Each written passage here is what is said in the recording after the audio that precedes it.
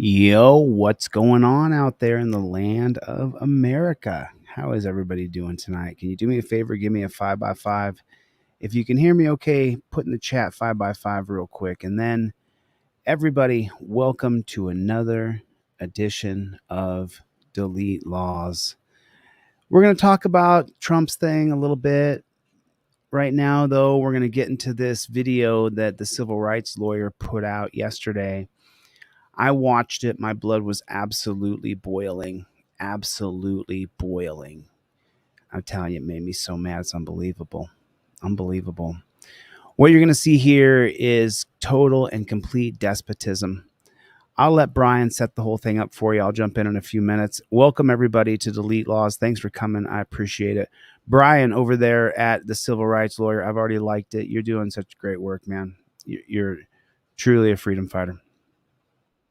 Congratulations to these cops in Wisconsin for some mighty fine police work, catching 3 teenagers attempting to earn some money delivering DoorDash. You're door dashing right here? Yeah, I swear to God, like this is where we was going. That's all. Can I see the address? You shouldn't be pulling to the back of a parking lot when someone turns their lights on. No, we understand that, but we was coming here anyway. So it was like, instead of holding up traffic and stopping, we just pull right here. You should still stop right away, all right? And you're not getting out of the car right now to deliver that, okay? You got an ID on you? I stopped because you're going 49 and a 30, all right? Is this your vehicle? Whose vehicle is this? Your big sister's? Is this your current address, Little Rock? Do you have an address up here? How long are you staying up here? Okay, so you're just here for the summer or something?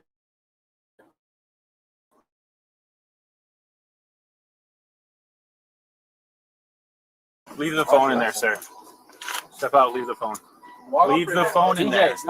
Why can't he have his phone? Leave the phone Why in there. can't he have his phone? Because I'm telling you, you can't right now. Is that We're a law? investigating something. Is that a law? Put your phone in there right now.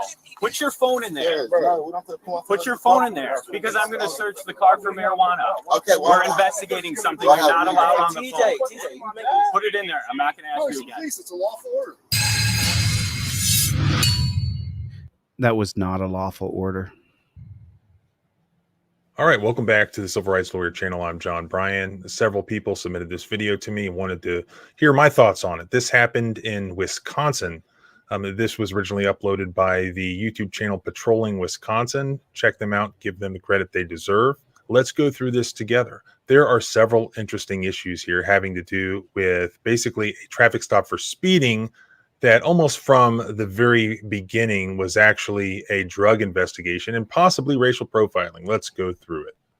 This video begins as basically a run-of-the-mill traffic stop. The allegation was going 49 miles per hour in a 30 mile per hour zone. Of course, if you look at this footage, you can see that in West Virginia, this would be like a 70 mile per hour zone because it's basically a 4-lane highway with raised medians. So this looks like a speed trap-ish area anyways. No other criminal allegation other than the speeding. And as sometimes happens when somebody who's being pulled over doesn't immediately submit to the authority of the government, they flip out. The police officers flip out. So you can see for yourself here from assuming that the emergency lights turned on when the body cam was activated. Really, I don't see a problem here. He was going to this location already. He makes a U-turn and he pulls in to a safe and appropriate location to park in a traffic stop. I've certainly seen much worse, but that doesn't stop these cops from getting aggressive and escalating the situation from the very first moment, which is what happens here.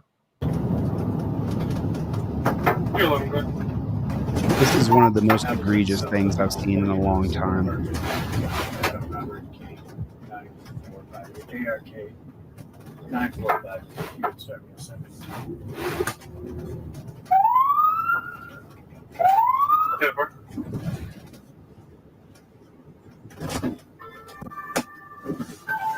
Well, stay in the car. Stay in the car. No.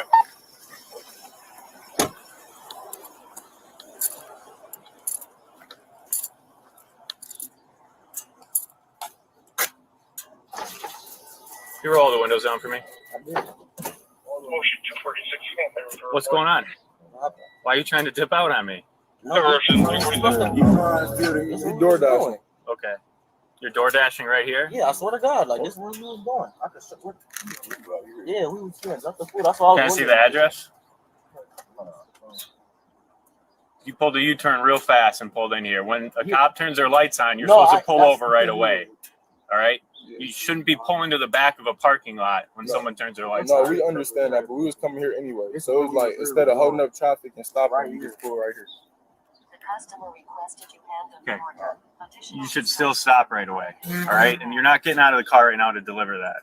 Okay? So I just want to jump in here for 1 second real quick. This is hello everybody. Welcome to Delete Laws. This is where you have to have those cops have a set of policies, procedures, and protocols that they're following. They're following a very strict and rigid set of policies, procedures, and protocols. Put a 1 in the chat if that's true. If that's true, that you could agree with me that cop, he even has such a protocol that he's saying you have to stop right away. You heard him say that, right? So then that's what I say to you guys. Why don't you have the same set of rigid policies, procedures, and protocols? Your trifold is up in your visor. Your license, registration, and proof of insurance is already prepared and it is up in your visor. You don't ever have any kind of conversation back and forth with the cop. That's your protocol. That's how you do it. Why don't you do it? You can see this. Everybody hit the like button if you would, please. Hit the like button. You got an ID on you? You have a Wisconsin license or no? No. You live in Arkansas? No, that's where I do live. Well, yeah, no, but like I'm visiting here now. You're visiting right now? Okay. But he lived here before. You don't have a Wisconsin ID? Whoa, you got to stop, y'all. I mean, come on. They're trying to arrest them. That's what they're trying to do. You invoke your Fifth Amendment right to remain silent. That's what you do. You don't ever go into this back and forth game that this copper is playing with this young guy. You don't ever do that. You immediately invoke your Fifth Amendment right and back it up with your camera just like that. You never, ever, ever go into this back and forth like this. Watching this just made my blood boil because this young guy's just making so many mistakes and he allows the cop to take total control over him. It's old. Okay. His emotions as well. I stopped because you're going 49 and a 30. Just so you know. Okay, you're going 19 over. All right, is this your vehicle?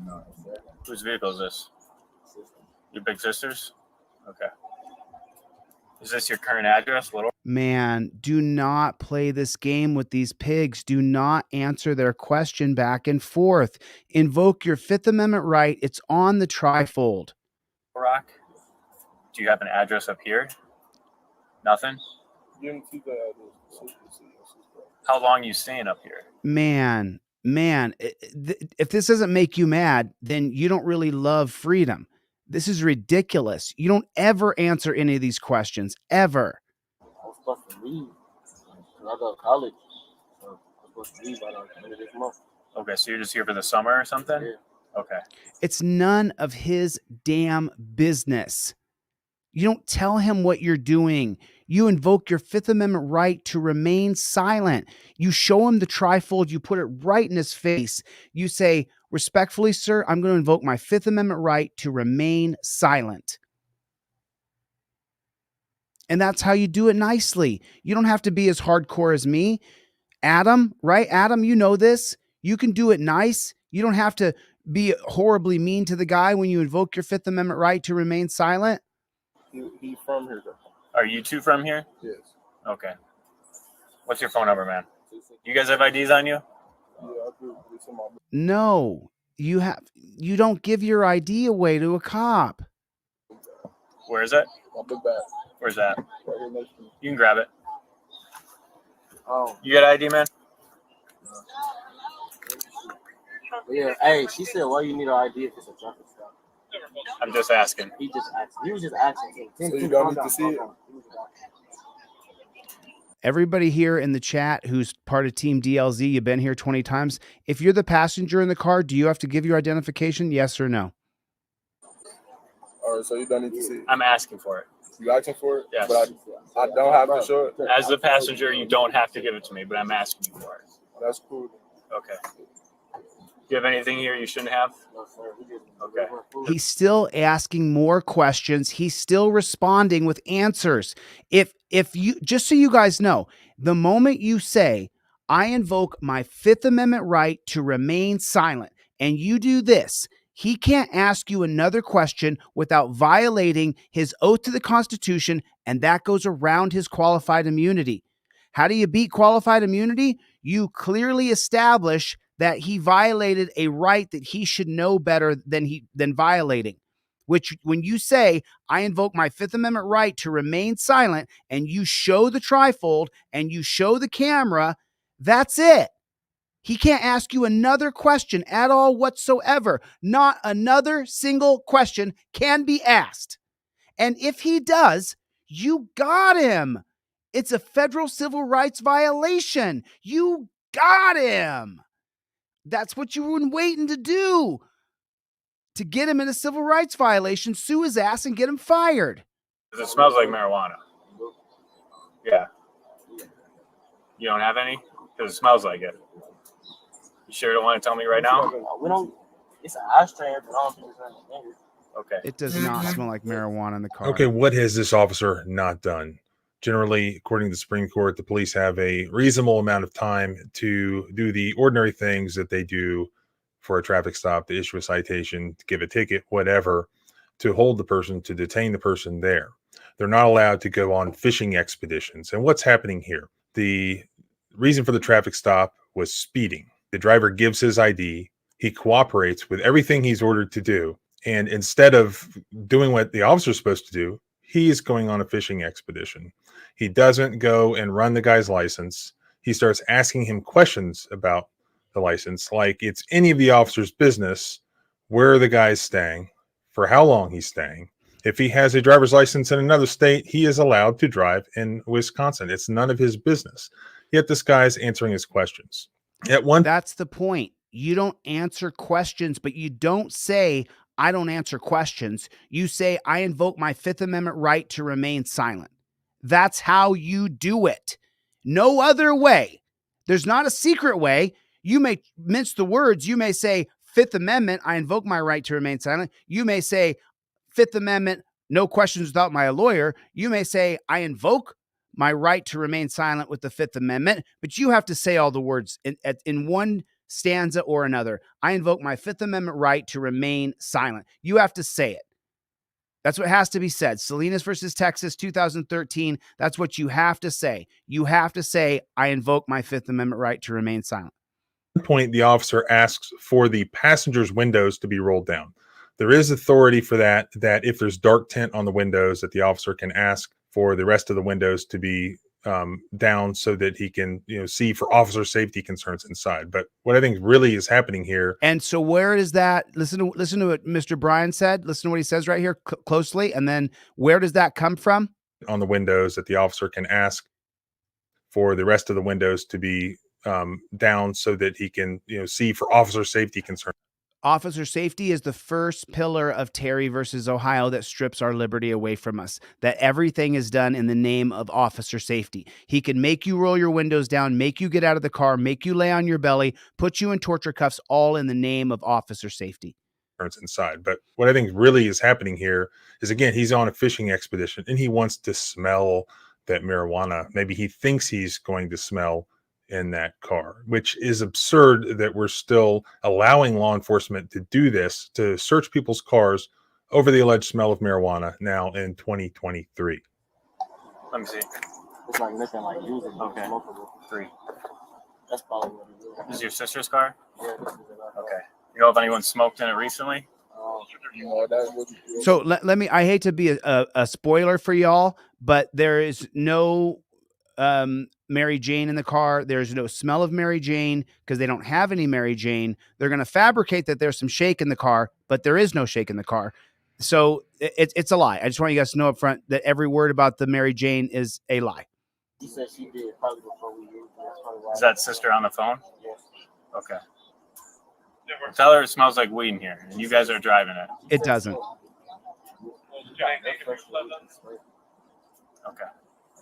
All right, why don't you step out for me? Me? Yep. Why don't all three of you come out? Okay, so what are those two court cases? How come he has to get out of the car? Because of the 1977 holding of Pennsylvania versus Mims that says you have to get out of the car if you're the driver in the name of officer safety, which comes from what? The 1968 case of Terry versus Ohio. Pennsylvania versus Mims is not possible without Terry versus Ohio. He's ordering the passengers out of the back of the car. He can order them out of the car because of the 1997 case of Maryland versus Wilson. Maryland versus Wilson jurisprudence is based on the 1968 case called Terry versus Ohio. Put in the chat right now, OTVO, overturn Terry versus Ohio. I'm gonna search the car. Leave the phone in there, sir. Step out, leave the phone. I'm gonna search. Okay, so this is where it gets a little sticky. And the reason I'm showing this video is to teach you something here that you have to do. And they did not do it. And you're going to see the mistake. Ready? The car. Leave the phone in there, sir. Step out, leave the phone. Leave the phone, he tells him. Keep your hand out of your pockets.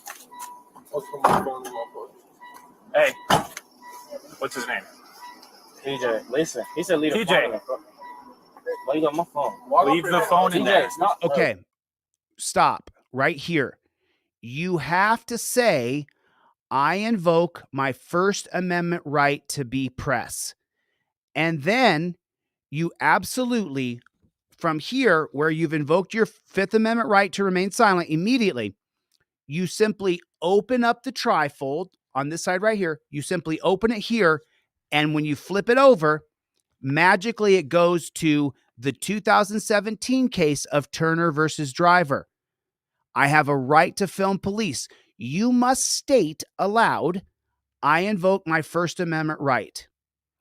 And then, because you have the phone in your hand and you're filming, and he says, hey, leave the phone there, you state aloud as you're filming, I invoke my First Amendment right, and then you flip the trifold over and you show it.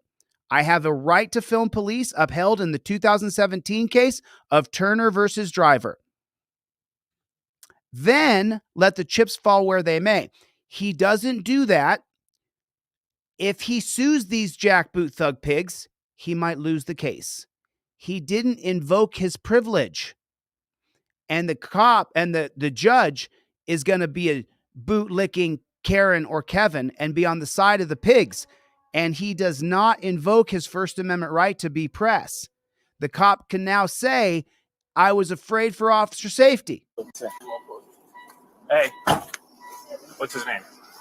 TJ, listen. He said leave the TJ. phone. Why you got my phone? Leave the phone in TJ, there. it's not. Bro. Why can't he have his phone? Leave the phone Why in there. can't he have his You got my phone? Because I'm telling you, you can't right now. Is that a law? You have to say, I invoke my First Amendment right to be press. You don't have to say the second part, but you have to say the first part. I invoke my First Amendment right. You have to say it out loud. Investigating something. Is that a law? Put your phone in there right now. Put your phone in there. Put your phone in there because I'm going to search the car for marijuana. Okay, We're investigating something you're not allowed on the phone. Put it in there. I'm not going to ask you again. We're investigating something you're not allowed on the phone. TJ asked a very important question. You may have missed it, but he said, do I have weed on my phone? Listen to what the TJ in the white tank top here says. The car for marijuana. Okay, We're investigating something you're not allowed on the phone. Do I have weed on the Put it in phone? there. I'm not going to ask you again. It's a lawful order. It is not a lawful order. However, TJ did not invoke his First Amendment right. And that's why he's going to have a problem in court. He's going to have to. It's a lawful order that we can't have our phone. Put it in there. That shit sound dumb. Put it in there. You Put your phone in there. I don't care, my nigga. And look at this 100-pound pigtail there. You guys know how I feel about this. Women can be police. They should not be in a capacity where they have to take on men physically. It's wrong. I'm not going to ask you again. I'm not going to ask you again. Ask your face on. Calls 211-110-80. This is the reason the civil rights lawyer, he cut this so that his video wouldn't get censored. So F you, YouTube. I'm not even using the original video. I'm using John's so you don't demonetize my video because you suck. Like, sis, hey, can't we record? Ain't that our right to record, my nigga? Hey, ain't that I like to record? Oh, he doesn't have the trifold. When you invoke your Fifth Amendment right to remain silent, the trifold's up in your visor. You have your phone, you say, I invoke my Fifth Amendment right to remain silent. Cop says, don't film me or give me your phone. All you do is flip the page. Very first page is my right to film police. It's right there. I designed the trifold for a step-by-step for you. All you have to do is film. Don't be afraid. Film that cop. Have your trifold ready to go. I'm showing you in real time what's going on in the world. You get to see it. I'm showing you how to beat it. And I'm dead serious about what I do. Step in front of the car. Step in front of the car. I like to carry my nigga, get a boy. I'm not going to ask you again. I'm not going to ask you I'm gonna again. ask your face on. He's in torture cuffs. Pulse 211, 11080. Like, sis, hey, can't we record? Ain't that our right to record, my nigga? Hey, ain't that our right to record? Step in front of the car. Yes, it's your right to record, but you don't have the literature and you're not filming. Step in front of the car. Stay right here. Stay right here. Okay, my nigga, I'm not moving. Stop resisting. All right. Don't resist, I'm turning You around. are. I'm telling you to face the car. So just for reference, no crime has been committed other than speeding. This guy's just trying to DoorDash, and this cop is harassing him via this fishing expedition that he's on. So he orders him out of the car. That is something that generally police officers can do for officer safety reasons, even though he admits on video here that. And every time you guys hear officer safety, I want you to tell everybody in the room that is Terry versus Ohio. Put a 1 in the chat if you can make me this promise. Every time you hear someone say or a cop say that's an officer safety thing, you're going to say officer safety comes from Terry versus Ohio. That's how they have a policy. They create all of their policies around Terry. Put a 1 in the chat if you know that. And if you're going to tell every person, every time you hear officer safety, you say that's from Terry versus Ohio. That was created by a racist Supreme Court to make sure that cops could grab black people. And now it's applied to all of us.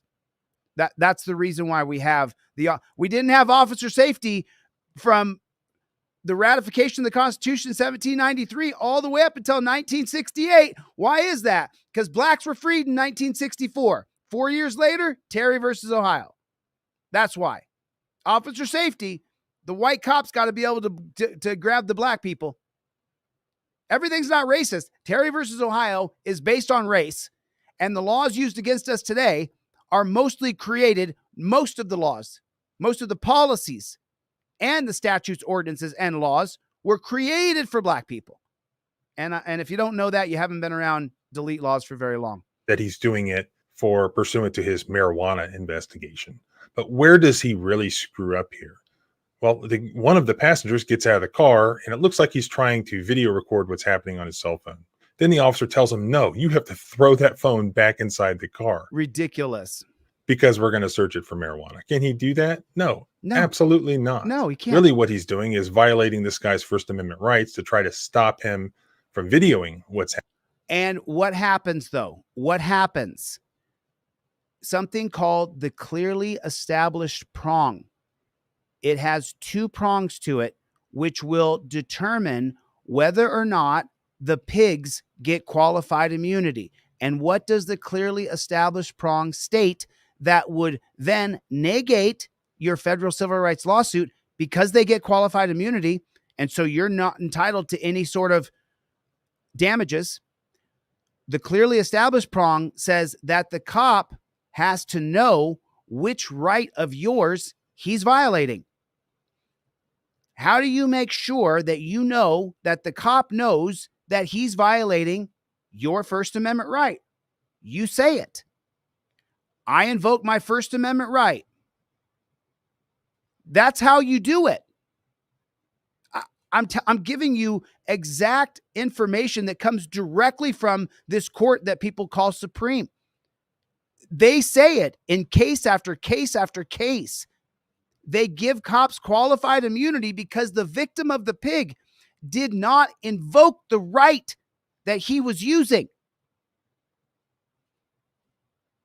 Happening. him allegedly smelling marijuana. That is the flimsiest of flimsy of tyrannical behavior by a police officer, and it's absolutely shameful. Everything on you that's going to poke me? No.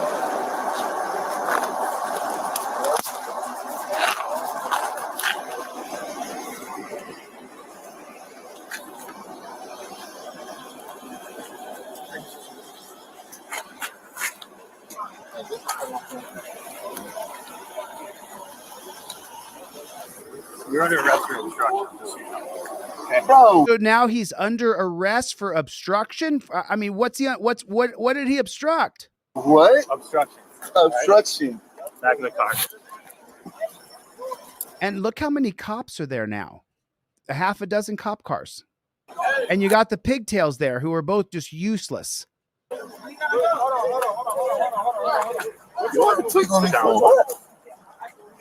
So they were just doing DoorDash a second ago.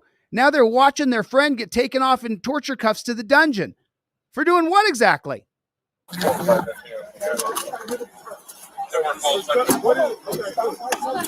Okay, but they tweaking me. Relax. Yes, I will talk to you. Just watch the guy in the car. We don't got to talk to nobody else. Come here. Why is he getting arrested? Why is there so many people here? It's just three of us. Come here. What's going on? We good. We don't got to talk to none of them. We talking to him. Who pulled us I'm out? Tina. Put this Now down look. for a minute. We Hold will on, hold on. talk Talk to to you. you. Look, we don't got to put Put it it down. down. Wait, We no, don't wait, got to but put it down. you down. asked We don't got to put it down. Okay, let me just say something. The cops cannot take the phone out of your hand. That is not their right to do. Now, because though he's not saying out loud, I invoke my First Amendment right to be pressed. He's not saying it. When the Kevin or Karen judge, and you guys know I sue all over the country. In the federal cases I'm in right now against cops, the judges are ruling against me on everything. The judges work for the cops at the federal level, at the state level, at the Supreme Court level. He's not stating that he invokes his right to be pressed, that he invokes his First Amendment right. And because he's not saying it and he's not showing it on camera, the literature, this cop could get qualified immunity under the guise that he's trying to keep order. He'll tell the judge, I didn't know these guys. They're from out of state. There's three of them. They're young, youthful, and athletic, skipping the word black. And I had legitimate fear for my safety with their hands floating around freely that maybe they were going to go and grab a weapon.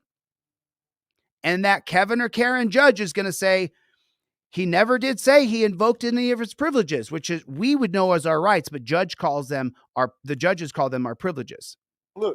Wait, just let Now, him talk. why is he being arrested? Do you want me to explain to you what's why is going he- on? Put your phone down. I'm not talking to her. I'm talking to you. I don't have to put my phone down. I'm Put your talking to phone you. down. I'm talking to you. I'm not talking on the You really phone. want to do You that? just sit it up. I'm You talking to to say. you. But he's not saying what his rights are. Bro, I don't give a fuck. Hold on. I don't. It's not a law that I have to put my phone down. You talking to me, start talking to me. You're not arresting me. You're not doing shit. Tina, I'm gonna sit the phone up. The shorter of the two. Hold on. Whoa, We good. Come with me. Just talk to him. hold on. These cops are out of control. Take him to the side and hang on him over there. Whoa, Come with me. where I'm going? We good. Come with me now.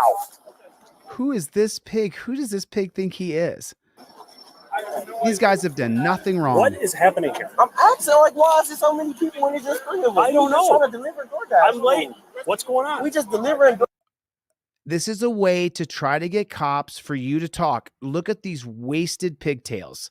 DoorDash. And he was like, "Why we trying to? I'm trying to show y'all where we." Look how they treat you like you are some sort of diseased threat that you can't go without a certain parameter. And they all have their murder gloves on. Right? He was like, "Why you trying to dip off of me?" I'm like, "This is where the order is at." And I showed him the phone, and he was like, "The reason why I'm pulling you over because you was doing 49 and 30 something." I wasn't even going that fast, to be honest. I didn't feel like I was going 49. I literally just. That's why I turned into here. Like I just turned in, was trying to deliver the food, and then. Do you have your driver's license with you? No, I have This my. officer's going to take your name from you. I have. No, You see my ID You already? got it already? Yeah, he's the driver. what is going on here? Why are you harassing this guy who is just trying to earn a living here. And look at the two female police officers, like they're standing at the ready to grab a hold of those tasers. That's funny. He and I noticed the same thing. What a waste of space. We have pigtails that are just for political correctness. It's a joke. He's got your ID already? He's seen everything. Oh, okay. Got it. That's what I'm saying. Like, he's trying to deliver the food. Another reason why there's so many of us is because some of us are training. We should be good. There's a lot of. I'm like, Some of us are training. You shouldn't be there at all, honey bunny. I'm sorry. I'm all for women in every kind of role there is, except for being in physically charge of a man. I don't agree with it. Fundamentally, it's wrong. you can pull it up. It's like 1, 2, 3. It's like 6 of y'all. I just told him to leave. We're just trying to get them their food. I don't even know. When you have women on the scene and there's physicality between human beings, men become chivalrous and want to protect the women. Of course we do. We're men. And so when a woman's involved and she gets into a melee and another man is involved, then that man will escalate things to show his bravery and his chivalry as he protects the pigtail. What house is anymore? All right. Well, we'll get it figured out. Keep them back and just stand over here for me.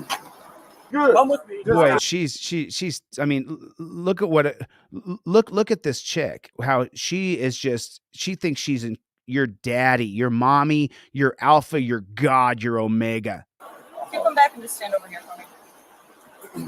Why? He's done nothing. He's not armed. He was delivering food. Why does he need to stand where you tell him? That's BS. And I would have told her no. Good. Come with me. Just talk to you. okay. Talk Who's to on me. the phone with you? I don't have to tell you that. Why are you being like this? Because you're being a total douchebag, pig. It's my right. You're making this. You think you better than me because you're a police officer? You came over here and you arrested him for having his phone. You see how dumb that shit sounds? Why Yes, he did. Why is he in the back of your car? You guys over. Why is he in the back of your car? That's what I'm Exactly. You asking. want me to explain or no? Answer my You're just question. talking over. Answer my question. I'm trying to Answer talk my to you. question. He still asked him, why is he in the back of your car? And all he wants him to do is answer the question. Pulled you guys over. Answer my question. Why is he in the back of the car? That was the question that he asked. Back to the beginning, right here, after this dumb pig is telling him where to stand. Keep them back and just stand over here for me. Now listen, he clearly asks a question here. He says, we were just delivering food, and now he's in the back of your car. Listen. Good. Come with me. Just talk to you. okay. Talk Who's to on me. the phone with you? I don't have to tell you that. Why are you being like this? Because it's my right. You're making this. You think you better than me because you're a police officer? You came over here and you arrested him for having his phone. You see how dumb that shit sounds? Do you see how dumb that is? They were right. Why is it? Why is he in the back of your car? Why is he in the back of your car? He asks a freaking question. Guys over. Why is he in the back of your car? That's what Do I'm you want asking. me to explain or no? Answer my You're just question. talking over. Answer me. my question. I'm trying to Answer talk my to you. question. Answer the I pulled you question. guys over. Answer my question. Answer the question. Really? Yes. Okay. I'm not talking to you about this. No, he Oh, don't okay. want to talk to you. He don't want to say why the fuck. Just stay here. Exactly. That shit. They think they dealing with somebody who's stupid. Just stay over here. Is it your car or somebody else's? I wouldn't say he's highly educated. Obviously, he doesn't know his rights. He doesn't know what his rights are. Obviously, he didn't have the trifold. Obviously, he didn't have the Fifth Amendment cop card. Obviously, he didn't announce that he was filming and invoked his First Amendment. Big sister's car? How long you been in Wisconsin? If you My God. And the answering of questions for the love of God, for the love of humanity, for the love that's all that is good. I set the trifold up, the biggest part. I invoke my Fifth Amendment right to remain silent. They can't ask you any more questions after that. Not, I don't answer questions. That's not what you say. I invoke my Fifth Amendment right to remain silent. It's on your trifold. Like, then you don't sit there and answer a bunch of questions to a jackboot thug pig whose goal is to do what? Arrest you, impound your car, take you to the dungeon, and steal your money. He's stupid. Just stay over here. Is it your car or somebody else's? Don't answer. Big sister's car? Don't answer. How long you been in Wisconsin if you got the Arkansas? Arkansas, right?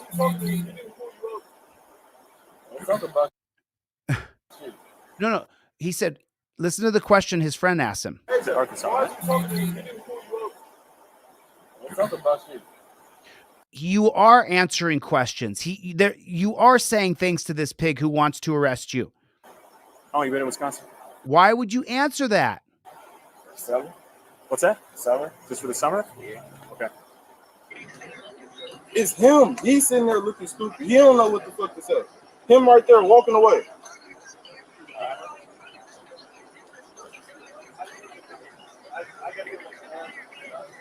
Exactly. I don't get it. You took the phone from him. He ain't taking the phone from me. Right. Right. So he could be on the phone, but the other guy couldn't, or he's obstructing. But you shouldn't be on the phone. You should be recording, my brother.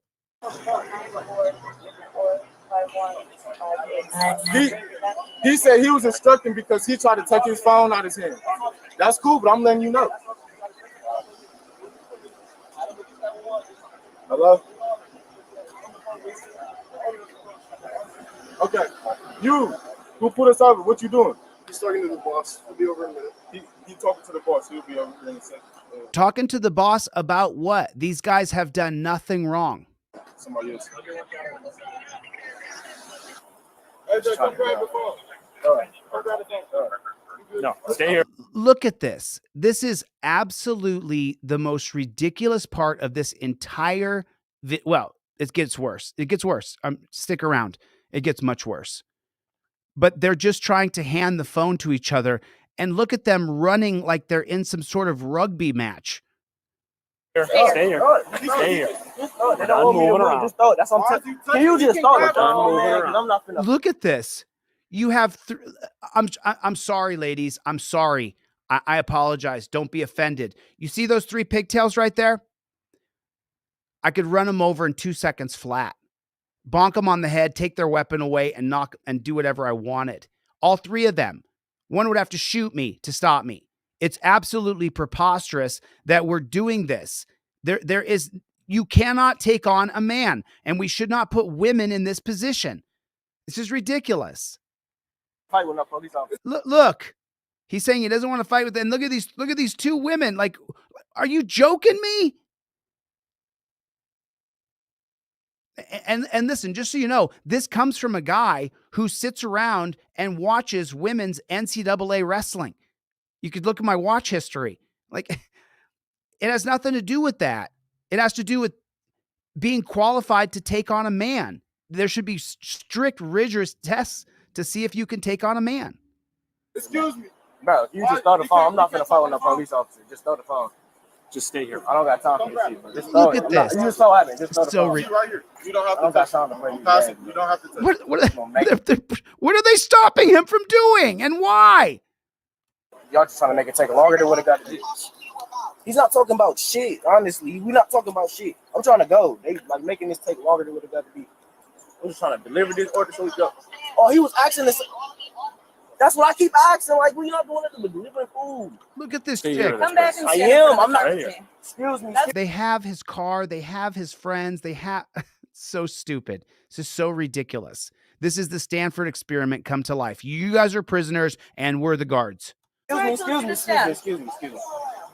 Seriously, what is going on here? Yeah. There's like 8 or 10 police cars and 8 or 10 cops there for 3 teenagers that were literally trying to work, delivering some wings to somebody. Who go to Now college. They're clearly getting cold. Again, still no crime has been committed. None. And they're just holding these guys and holding them for what? Pending this serious investigation for the smell of marijuana. I mean, can you see why people get upset at the police? Why people don't trust the police? He's such a better politician than me. See all that all in my face? Like I just did something to them. Did you see how They John? all just staring. Did you see how John held himself back here? He's such a good politician. To somebody, and now they're clearly getting cold. Again, still no crime has been committed, and they're just holding these guys and holding them for what? Pending this serious investigation for the smell of marijuana. Right. I mean, can you see why people Hate the police? Put a 1 in the chat if you're one of those people who openly admits that you can't stand these pigs. Put a 1 in the chat if you openly admit that you can't stand these jackboot thug pigs. Hate's a pretty strong word. Some people equate hate with you want to kill people, and that's not true. Nobody on Team DLZ, we don't stop. Nobody here wants to kill the police. No one here wants to go through the civil war with death and destruction. Nobody wants that. But put a 1 in the chat if you understand the reason why so many people hate the cops. John Bryan is an attorney. He has to go to court. He's a civil rights lawyer. He can't say the things that we can say. I can't stand these jackboot thug pigs. And their behavior that you're seeing here is part of that reason. Get upset at the police. Why people don't trust the police. See how they all in my face like I just did something to them? They all just staring at me dead in my face. That you'd have to speak to him. He's working on it right there. I think one of them, but not both of them. At this point. Okay. So let me see what he says.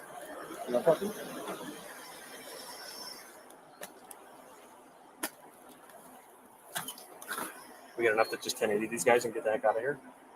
Or is it all in that bag? There's no weed. It's just scales and bags. Scales got It's just scales. shake on or anything? It doesn't look like it. There's no shake on it either.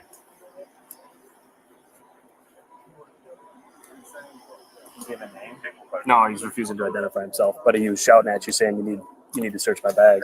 Hey, is that guy the driver? That's in custody? No. He was There's a scale in there, but we never see the scale, and there's no shake. He's failing to identify. He's failing to identify. He doesn't have to identify without probable cause. So I don't know. I don't see any kind of. Where's the scales?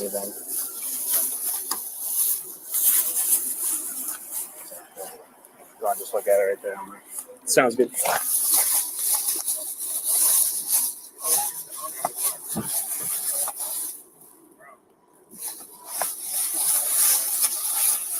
I don't see any shake in the all white bag. Do you see any? I mean, I did partake in the Dance with Mary Jane for 25 of my years of life. I don't see any shake in there. Do you?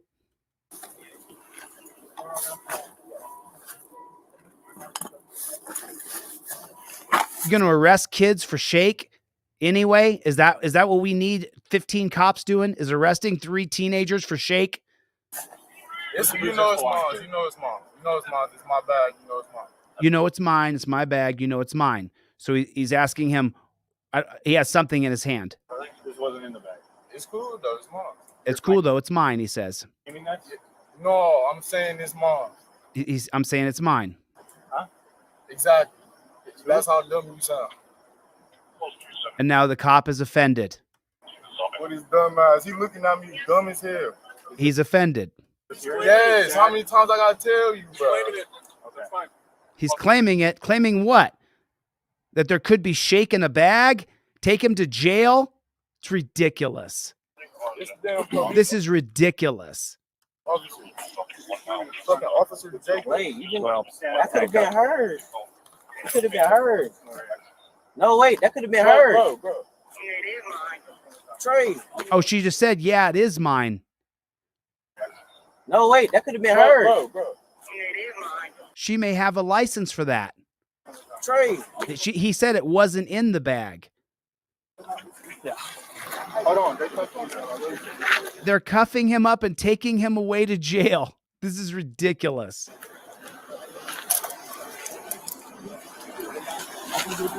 Don't grab my stuff. Here, bro. Don't grab stuff's his here. AJ! Bro, Look how grab my phone. look at them grabbing him like he's the worst. And there's the pigtail with the torture cuffs. That's what she's good for in a physical battle. All right, let's keep everybody's stuff straight. Let's keep everybody's stuff straight here. Why are you bothering them? Listen, avoid this. Pull the trifold down. I got it down to $20. 3 for $40. Get 2 and I'll give you 3. Or they're $9. You can print it at home. Avoid all this. Take what I teach and use it. use what I'm teaching you. Have the trifold up on your visor. I send you a rubber band with your trifold. Have it up on your visor. Have your license, registration, proof of insurance. Have everything up on your visor ready to go. Don't get caught in this. If they had said nothing, I guarantee you none of this would have happened. I can't really guarantee it. We live in a jackboot thug pig culture. So I don't know. They are 3 black guys in Wisconsin. So, reputation for waspy Wisconsin isn't exactly looking so good right now. And I love white people. I love white people. You listen, I don't know what else I can do. I'm teaching you, I'm showing you guys. You get the trifold in your car. You get the trifold in your son or daughter's car. You get your license, registration, proof of insurance put together, laminated. It goes right in here. You use the touchdown position that I've taught you so many times. Hands go like this so you can't get shot. Everything you have to provide by law is right there. It says it right on the trifold. Don't ask me where I'm coming from. Don't ask me where I'm going. Don't ask me if I've been drinking. Everything I need to provide is in the slip below. Right there. I used to put a plastic slip on this bad chicken, but I took it off because too many people's trifolds were getting damaged. So I don't put the slip on there anymore. So you just have to have your license, registration, proof of insurance. But this broccoli wad rubber band pretty much holds everything together. So you got to listen to what I'm teaching you guys and use it. Take advantage of this now. That's them his keys. That's mine. Now they're on top of him. Now they're on top of this guy. He had to be thrown on the ground. They're obviously locked. All right, stay over here.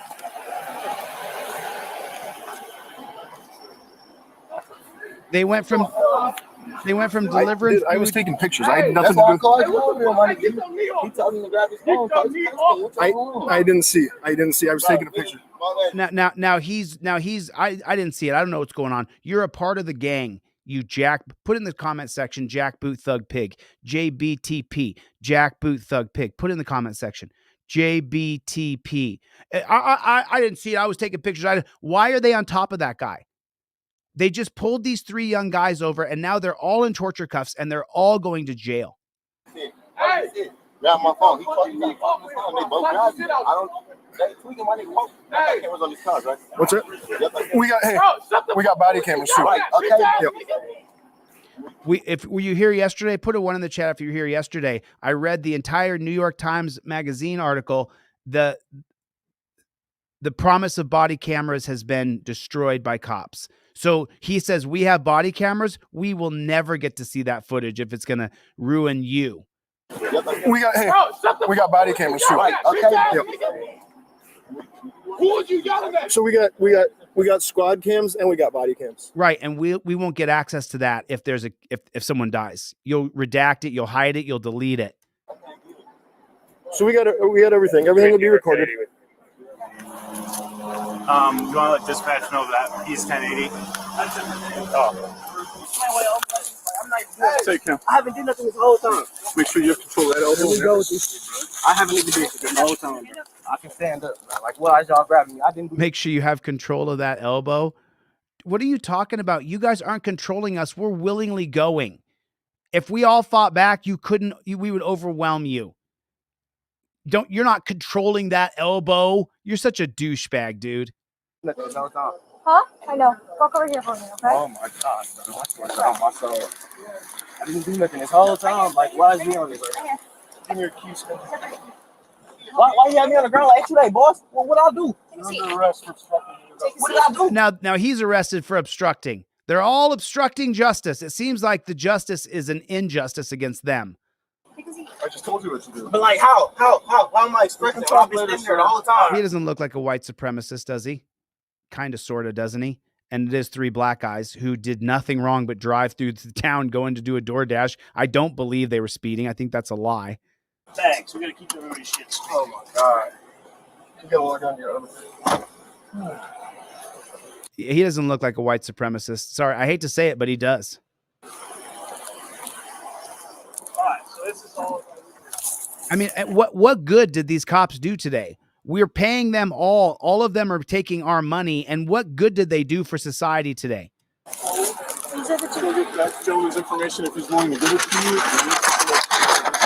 These are the What are they doing? They're just taking these guys to jail just for what? two phones that were.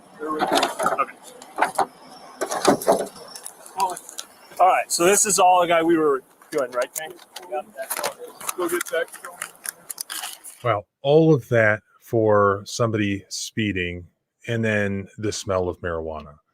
Isn't that just an insane waste, abuse of government resources? Even if there was a smell of marijuana, even if they were speeding, could the guys in the car have avoided some of this by acting differently? Possibly.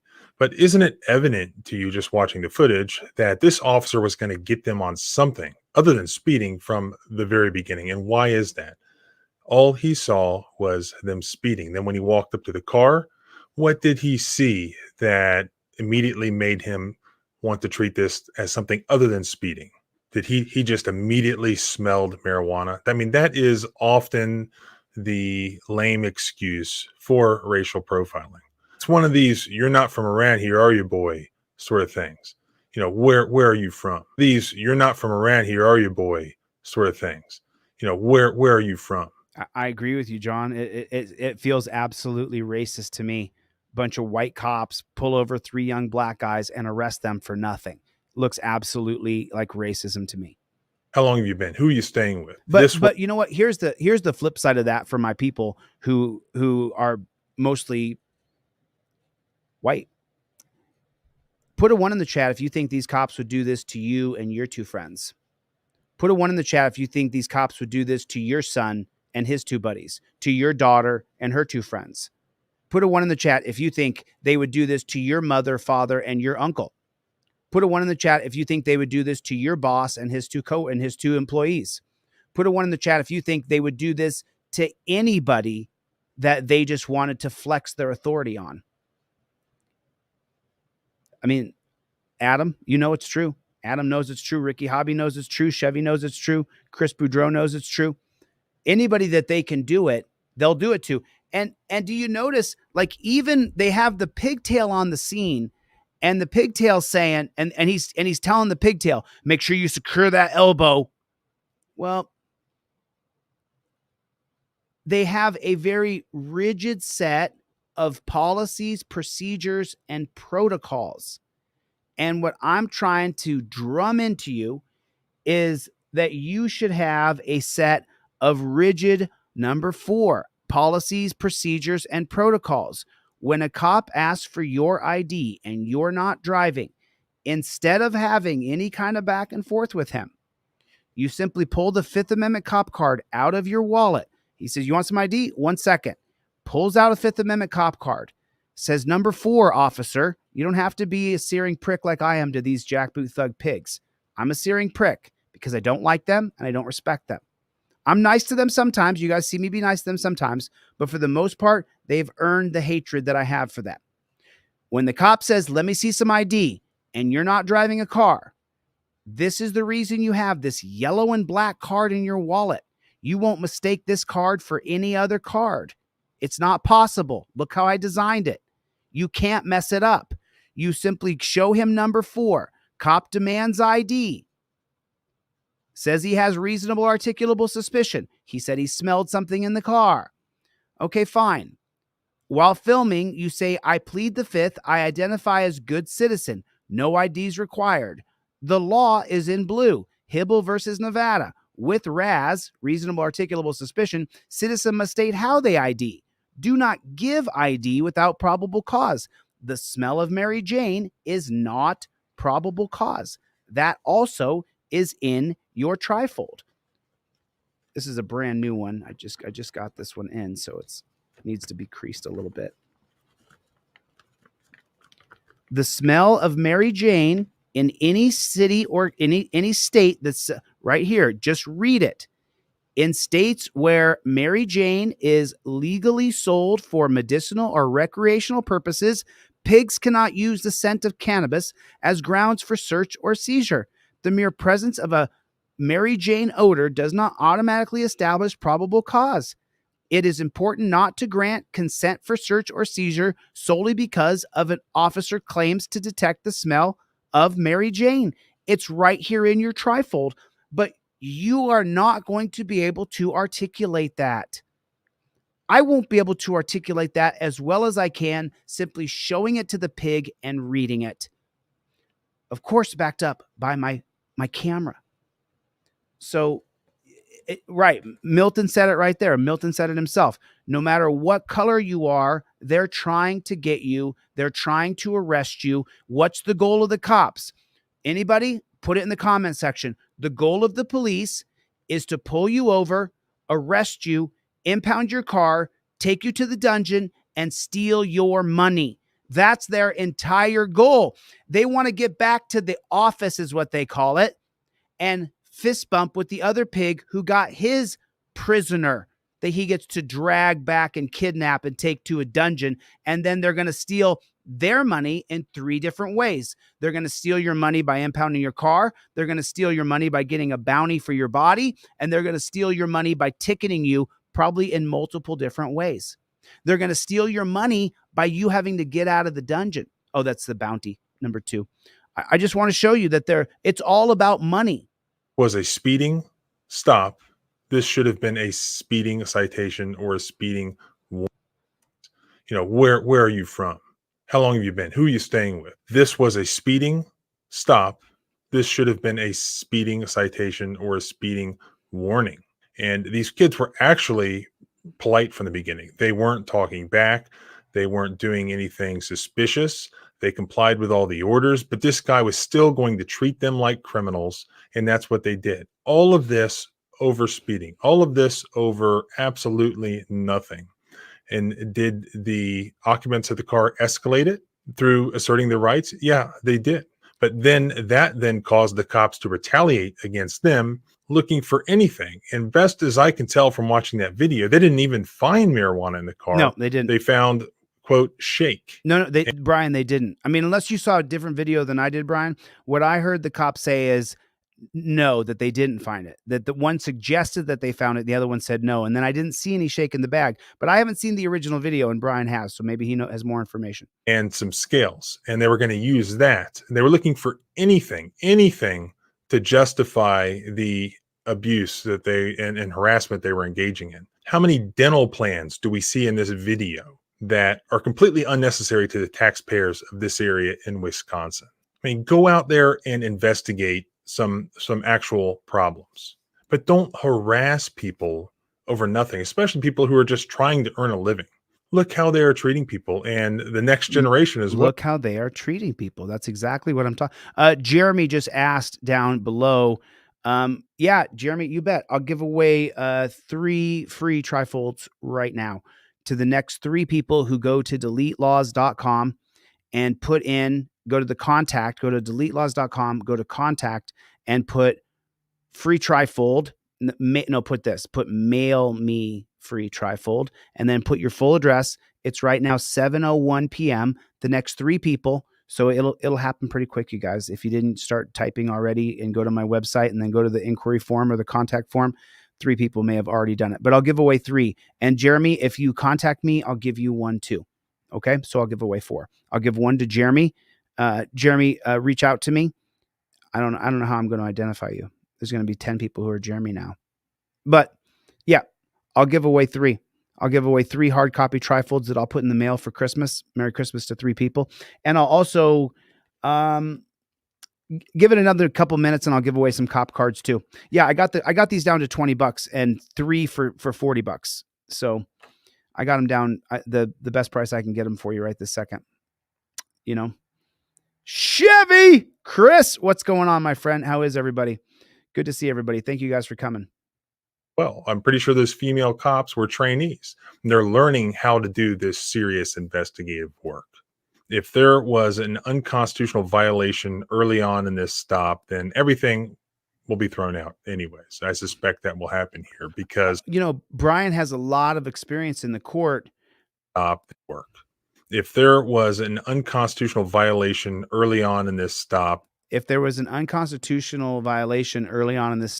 I think that there was, I don't think there's going to be any sort of radar of him doing 39 in a 20 with 3 guys and doing DoorDash. But now let's listen to what else he says. Then everything will be thrown out anyway. So Well, it should. But as you know, the biggest problem in this country are the judges. The judges are the biggest. Liberty Blair, the judges are the biggest problem we have in this country, and they're cheating us constantly. So, Brian, I would love to know if you're seeing that judges are more doing the right thing than the wrong thing, because from what I've been seeing, they don't. suspect that will happen here because right from the beginning, this police officer was not writing a traffic ticket. And really, this all stemmed from grabbing the passenger's cell phone.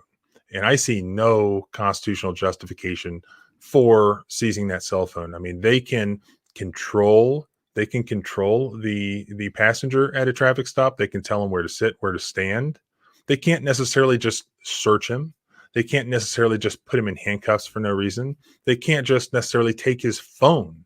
And there really are almost no facts justifying the officer's behavior here. And I think that's why you see the supervisor later on when he shows up saying, look, I didn't have anything to do with it. I didn't see it. I suspect this is one of those things that will sort of go away quietly because this is just a smorgasbord of terrible police work. Please subscribe both here and at the blog at thecivilrightslawyer.com. Remember, my rights don't end where your fear begins. Freedom is scary. Deal with it. Good stuff, Brian. Thanks for showing that to us. I appreciate you sharing. Thank you. I appreciate it. A super chat came in right on. Thanks, man. Oh, you bet your handcuffs, those female cops will be trainees at the precinct Christmas party. Well, we do know of plenty of stories of that happening, actually, of one cop who slept with the entire thing. Let me read off the three names of people who won trifolds. Let me read off the three people's names. Let me open up my Gmail here real quick. And I will give you the three people who won the trifold. 7:01 p.m., I believe I said that was. So that's going to be Milena. That'll be Milena won one of the Fifth Amendment cop cards. And then the second winner is Kurt O. Oh, but Kurt, you don't put your address on here. I'll email you back, Kurt. I'll get your address. He said he's on disability. And then Jamie P, you didn't put your address. But I'm going to give it to you anyway. Send me your address. There you go. Jamie P, you won. I don't have any kind of identified. JKP, you know who you are. You won. So email me back from that email address. And then Jeremy. I hope this is you, Jeremy. Oh, Jeremy. Oh, it's so sweet. Jeremy said he'll just take the digital trifold. Nope. I'm going to say, send me your address, Jeremy. I said I would give it to you for Christmas, dude. It's a Christmas present. Everybody loves Christmas presents. You know what I mean? I want to give. So send me your address. Jeremy, I wrote you back. Is that 3? Have I done 3 yet? Oh, Lori, your trifold came back. Lori, I'm so glad that you just emailed me. Lori, your trifold came back in the mail. Your address is not correct. I reached out to you already on text or on email, but Lori B, I'll show you the picture of your trifold. It came back in the mail. It is right. Yep. Fairfield. Yeah, Lori, your trifold came back in the mail. I'll cover up. There you go. That's yours, Lori. That's your address right there. I covered with my thumb, and the yellow is the return to sender. So I don't have your proper address, Lori Brand. You need to send me your address. And then another one came back in the mail as well because I'm doing all the shipping. Nick P in Westbrook. Nick P in Westbrook. Your trifold came back as well. A few came back. So I want to make sure that people know that I have their, and I try to reach out to these people, but some people don't get back to me very quickly.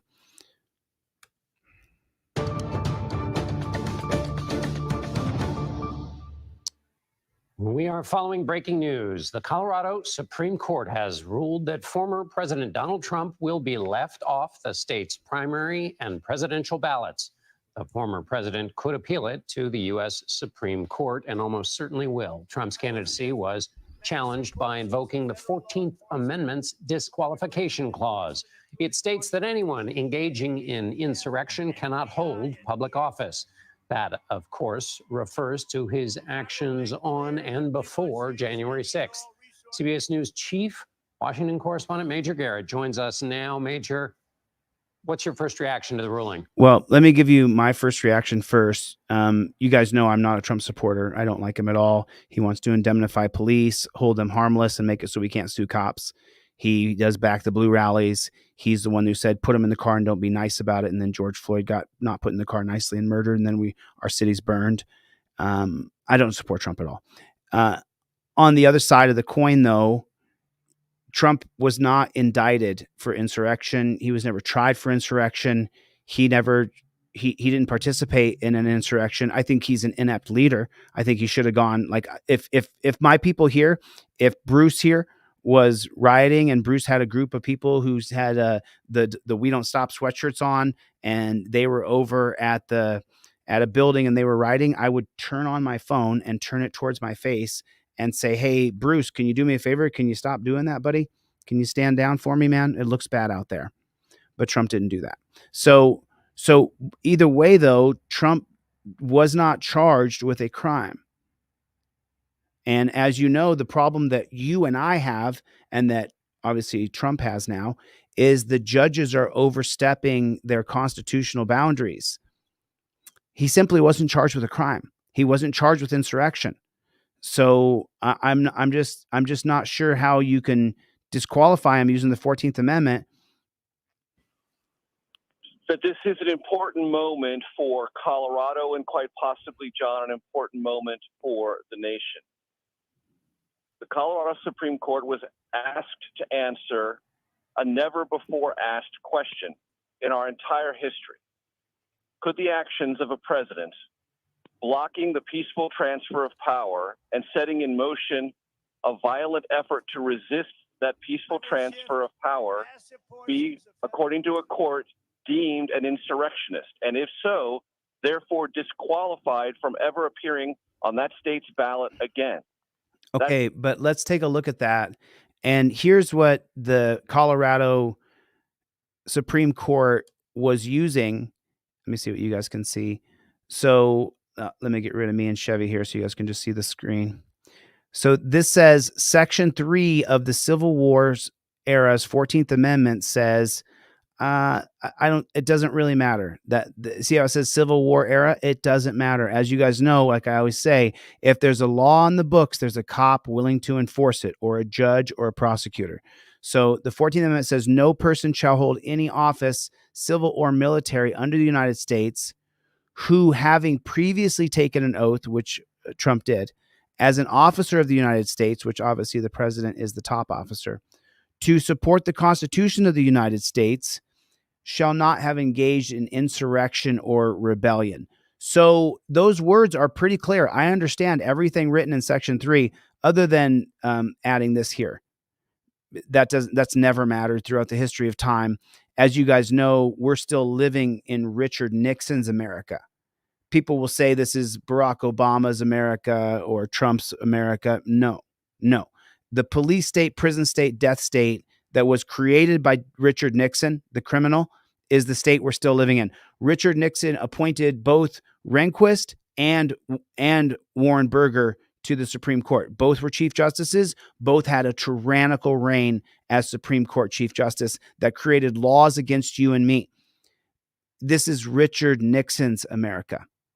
So don't get that confused, because people will try to throw you off because they don't really study. They don't read things.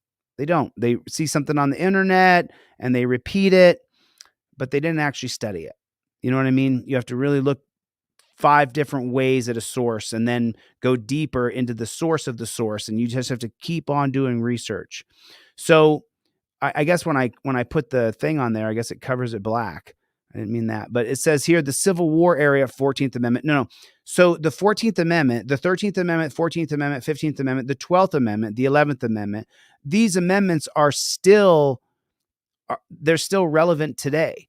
You know, if you go, so let's take a step back. Let's go back to the 11th Amendment.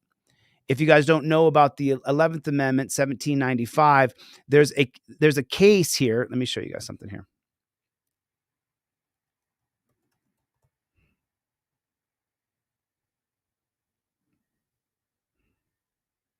Is the 11th Amendment in simple terms.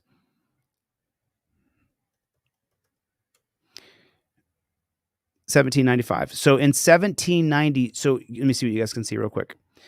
In 1793, there was a famous Supreme Court case. Let me, I hate to walk you guys down all this stuff, but you have to know these things or you don't understand history.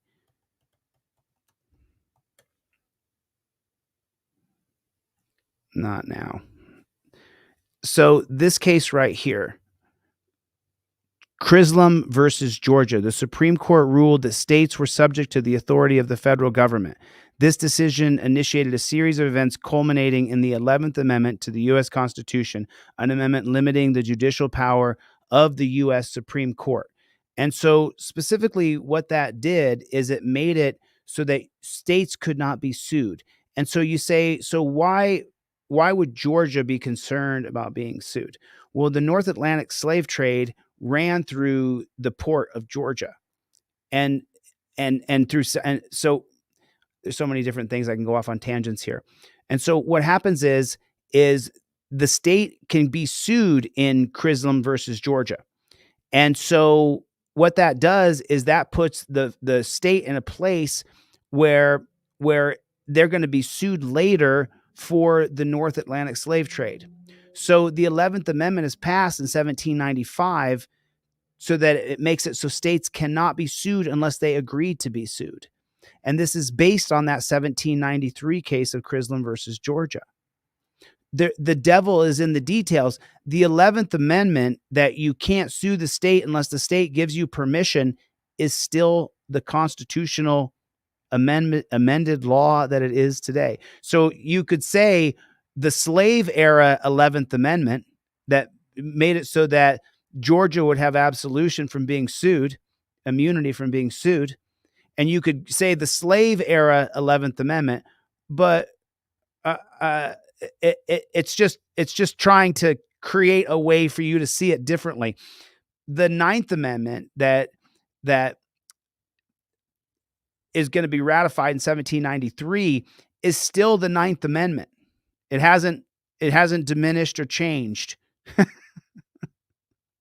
So whoever the Trumper was, or whoever the person who put this in here about the 14th Amendment, the Civil War era 14th Amendment.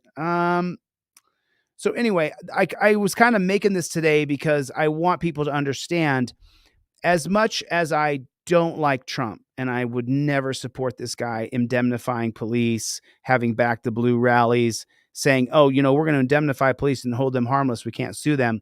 You're going against everything that I am as a person. I hold police accountable and I sue them. So you want to take away accountability and take away my lawsuit. So you're my adversary. That's how I see Trump. Regardless, though, he was tried by the Supreme Court for a trial that he never had. There was never a trial for insurrection. To support the Constitution, having engaged in insurrection or rebellion. January 6th was an embarrassment for the FBI, getting caught trying to create a way to arrest conservatives and Trumpers, MAGAs, because the FBI led January 6th. They orchestrated January 6th. They helped people go through there. Oh, Chevy, right on. Thanks, Rob. Chille, if you run for governor of California, if you run governor of Cali, of Arkansas, I can't understand what you're saying, but I think you're saying, I can't understand what you're saying, Rob. I think you're saying run for Cali or Arkansas. Either way, though, man, I appreciate it. And Chevy, thanks for the 10 memberships. I appreciate it, man. God bless you, dude. Thank you. God bless you. people gave to me. So anyway, I just wanted my position to be clear here that so live and Inspire photography. If you didn't know this and you haven't done your research, it's all over YouTube. You can find it. The hearings were done where they asked the FBI director, had him on the stand, had her, I think it was one of the associate directors of the FBI, and they asked her under deposition, and they said, did you or did you not have agents of the FBI in the crowd? And she said, I cannot answer that question. And she said, did you or did you not have agents of the FBI entering into the White House as though they were part of the crowd? And she said, I cannot answer that. So the FBI was caught just red-handed and just so you know, this is not something that's new. Going back to J. Edgar Hoover, when he took over the FBI in 1924, the FBI has been complicit in 9/11, in the Gulf of Tonkin, of the assassination of Kennedy, the assassination of Malcolm X, the assassination of I laugh because it's just despicable. You know what I mean? It's so despicable that you kind of have to just go, wow, these people, how bad has the FBI been? I've tried to get the FBI to assist me in numerous different matters over the last couple of years. They have never assisted me in anything. They just don't really work for anybody but the Democratic Party. It seems like they become a political arm is what and that goes all the way back to J. Edgar Hoover, who took over the FBI. I mean, that's just the way it is. But anyway, I'm sorry that I got a little bit distracted here. I just wanted people to know.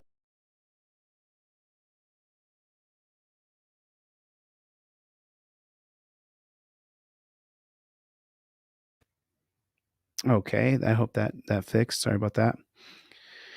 And then, so then the other thing was that I just wanted people to understand that even though I don't support Trump, I think he's a very bad person all the way around.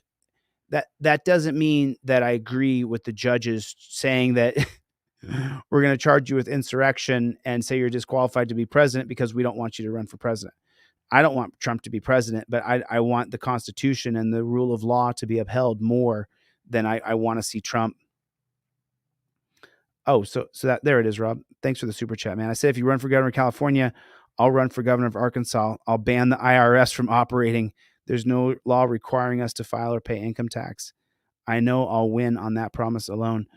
I wish you were correct, man. I do wish you, Rob. I hope that you win, bro. I hope that you win. And I have to decide where I'm going to run before 2024. So before 2024 is over. So I have to make a decision and establish my residency wherever I'm going to run. If it's going to be in Cali, I'm already a resident. But but back to what you said. So the IRS. So here's where you're going to have a bit of a sticking point. And if I was you, I would listen to. I wouldn't read it. I would listen to.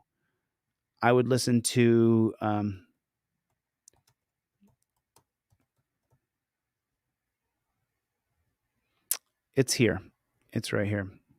So this is a 2-hour listen, approximately 2 hours and 3 minutes.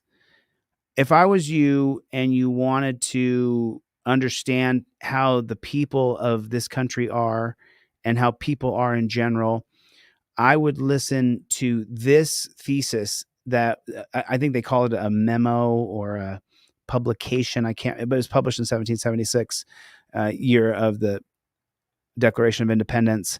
And what Thomas Paine would write in Common Sense was that, and thank you, Rob, for the super chat. God bless you, man. What he would write in Common Sense, it was a way to win over the British faithful who wanted to stay attached to England. And what we found here in the States was that 2/3 of people didn't want to do anything. Only 1/3 of people wanted to do things. And of that third of the people, only 10% of them actually took action. And that's what you get called 3%ers. So when this is a 2-hour read, I'll drop the link down in. This is you could read it, but it takes you longer. And also when you have someone read it to you, they give you a certain cadence and talk. Like, that's one hell of a crack, baby. right? Like that's a crack baby right there. I see a crack baby. Or that's one hell of a crack baby. That's a different way you say it, right? So that's what, when you have it read to you, that's what helps you. That's what helps you so you can hear it. Let me see. Should I give away some cop cards real quick? All right, I'll give away 3 5A cop cards. Let me give away 3 5A cop cards right now. That's the driver. I'm going to give away driver and non-driver cop cards right now. So that's a pair. I'll give 3 sets away to the next 3 people who go to my deletelaws.com, go to contact. I need your full address though this time. I'm not going to wait. And it's 723 right now. The next 3 people who go to the contact form on Delete Laws. Merry Christmas. I'm just giving some Christmas presents away to people. I'm sorry, you got to be fast on your keyboard. If you're not fast on your keyboard and you want a Christmas present, shoot me an email. Shoot me an email. I might surprise you. That's what I'm supposed to do. So the next 3 people, I need your full name and your full mailing address in that inquiry. So you better type fast. The next 3 people, it's 723 right now. I'll give away 3 more sets of Fifth Amendment cop cards. I don't have any emails in there yet. So go to the inquiry form. Nobody has emailed me yet. It's 723. Got my first email right in just now. Let me see if they got everything in here. You got it. M. Perry, you won the first set of Fifth Amendment cop cards. Congratulations. Merry Christmas. It may take a second to get to PA. You might get there before Christmas, might not. I'll get them in the mail for you first thing tomorrow morning, I promise. Let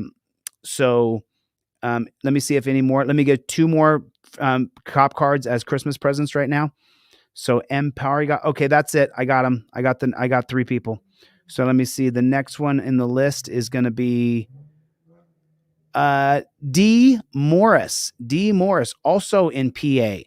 D Morris, also in PA. I'm sending you the pair of Fifth Amendment cop cards totally for free for you, brother.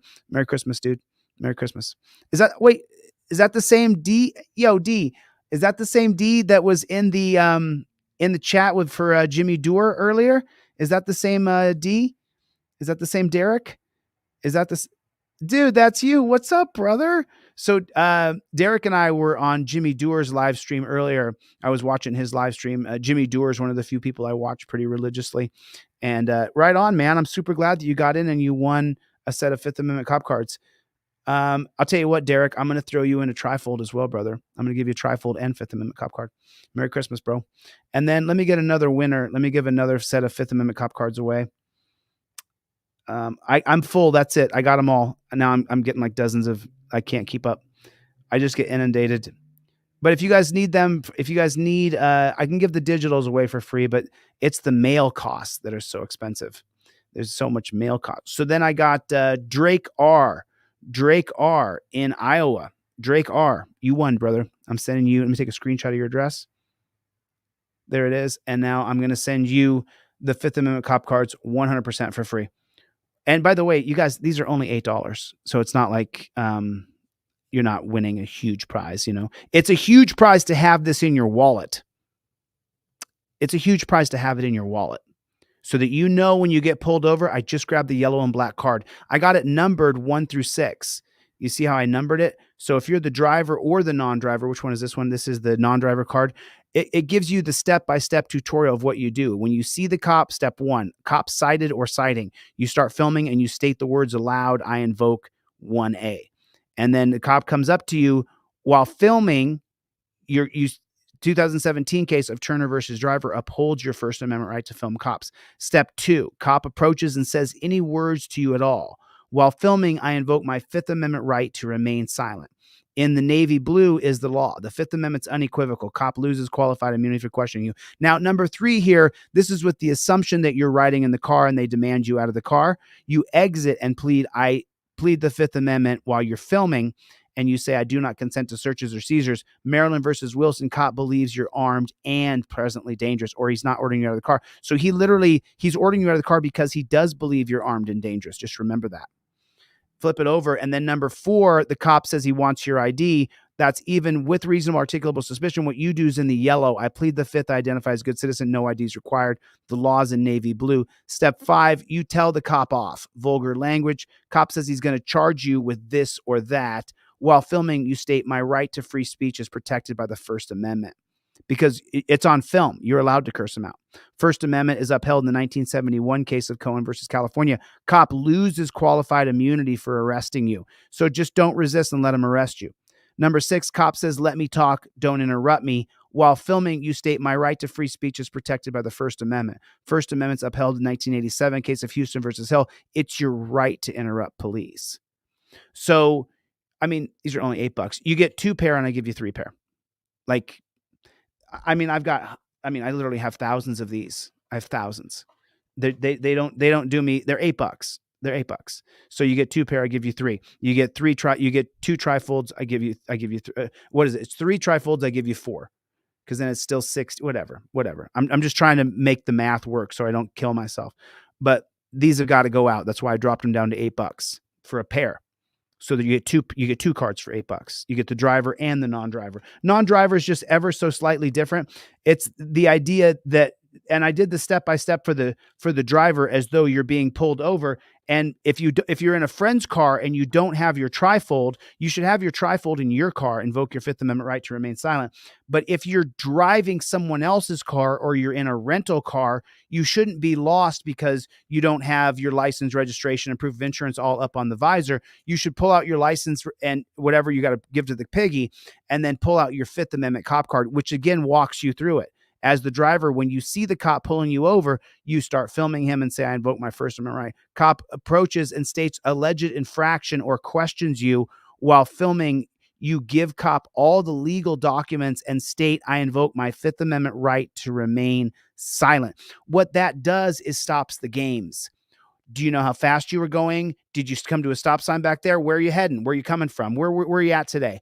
That stops all those games immediately. That's why as soon as you start filming and you say, I invoke my First Amendment right, the next step is to invoke your Fifth Amendment right so you don't get peppered with questions. Fifth Amendment's unequivocal. Cop loses qualified immunity for questioning you. Number 3, cop asks you to exit your vehicle. While filming, you exit and lock the door, show the card, or state, I do not consent to searches or seizures. Pennsylvania versus Mims, cop must believe you're armed and dangerous. So just remember that. The cop believes you're armed and dangerous if he's asking you to get out of the car. Number 4, cop asks to search.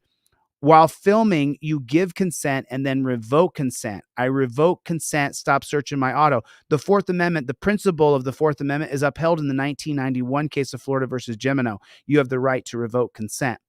Number 5, cop says he smells Mary Jane. The case law applies only to states that sell medicinal or recreational Mary Jane. While filming, show this card and state, smells not probable cause. 2021 Commonwealth versus Barr, smells not probable cause. Remember, if you're in a place like South Carolina, where it's not recreational or medicinal, this card won't help you in that regard. So it sucks, but that's just the way it's going. And then I'll just finish this off for people who are interested in it. And then number 6, cop says he's calling in a canine. While filming, show this card or state, extending the stop violates my rights. That's upheld by the 2015 case of Rodriguez versus United States. Cop cannot extend the stop to call in a canine unit without reasonable articulable suspicion that you are some sort of chemical dealer. So, or whatever he's going to make up. So that's how that goes. That's how that goes. So, I mean, what are your thoughts on Trump, though? I'm just curious. What are y'all's thoughts on Trump? What do you guys think about the dumpster fire? I mean, I think the Supreme Court is cheating. I think the Colorado Supreme Court, what they're doing, I think is atrocious. I think it's embarrassing for our Constitution. He was never charged with insurrection. I don't like Trump at all. Hate his guts. He wants to give cops immunity. You and I don't align, brother. Sorry. Don't hold it against me if you're a Trump supporter.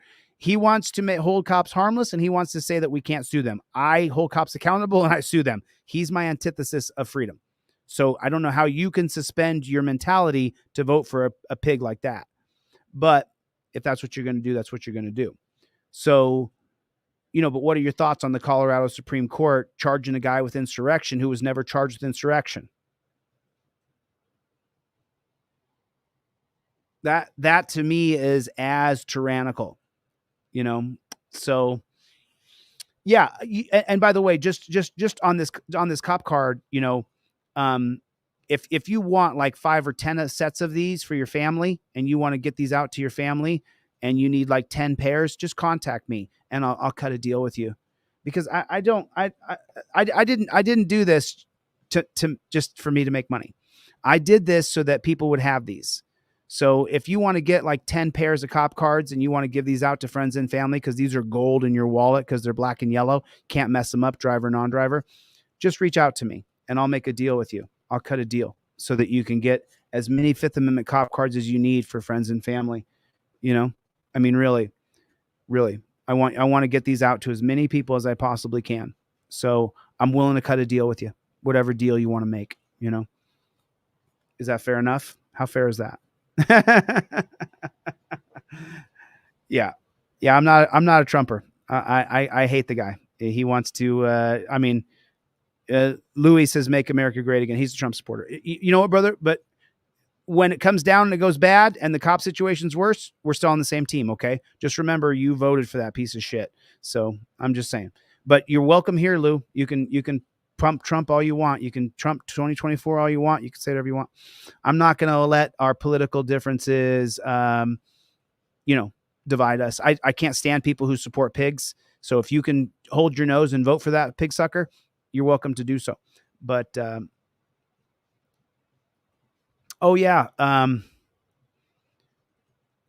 Chevy, thanks. So Chevy gifted out 10 memberships during this live stream. Thank you, Chevy. I appreciate it. Yeah, I appreciate that.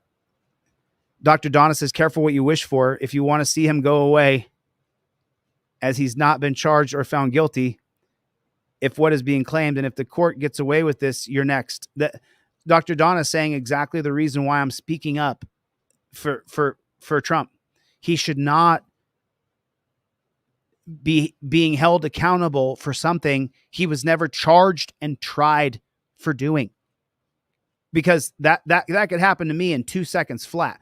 This should not be happening to Trump. He's not a martyr. He's a piece of shit. He should not be banned from running based on the Colorado Supreme Court just creating some fantasy. It shouldn't be happening. It's a travesty of our Constitution. It's against our Constitution, and everybody should be upset about it. Let's who didn't get a cop card? Let me look in here and let me give a couple more cop cards away. Let me give a couple more away. I still have a list of people here, so let me just go in order here. I had another one here at 7:24. Mario M in PA. A lot of people in PA watching, huh? Mario M, I'm sending you a pair of Fifth Amendment cop cards for free, brother. Merry Christmas. Let me give away a free trifold. I got a list of people already. People jumped on the email and started emailing me stuff. If I have your full information here. There it is. There's no address, though. There's no address. I'm not going to say the name. You got to put your full address in. No address on that one either. Let me get a full address on this bad chicken. There it is. I got one in New Jersey. I got Alexander D in New Jersey. I'm giving you a free trifold, my friend. Free trifold. Free trifold for Alexander D in New Jersey. There's the screenshot right there. So there's another free cop card and a couple more, another trifold going out. So I'm a little over 10 now. Because remember, I got to copy and paste and put this address on an envelope and stamp it because my assistant's gone for the pro anti-Trump here. Yeah, I'm not a Trump supporter, but to say that you can't run for a crime you didn't commit and were never tried for, like,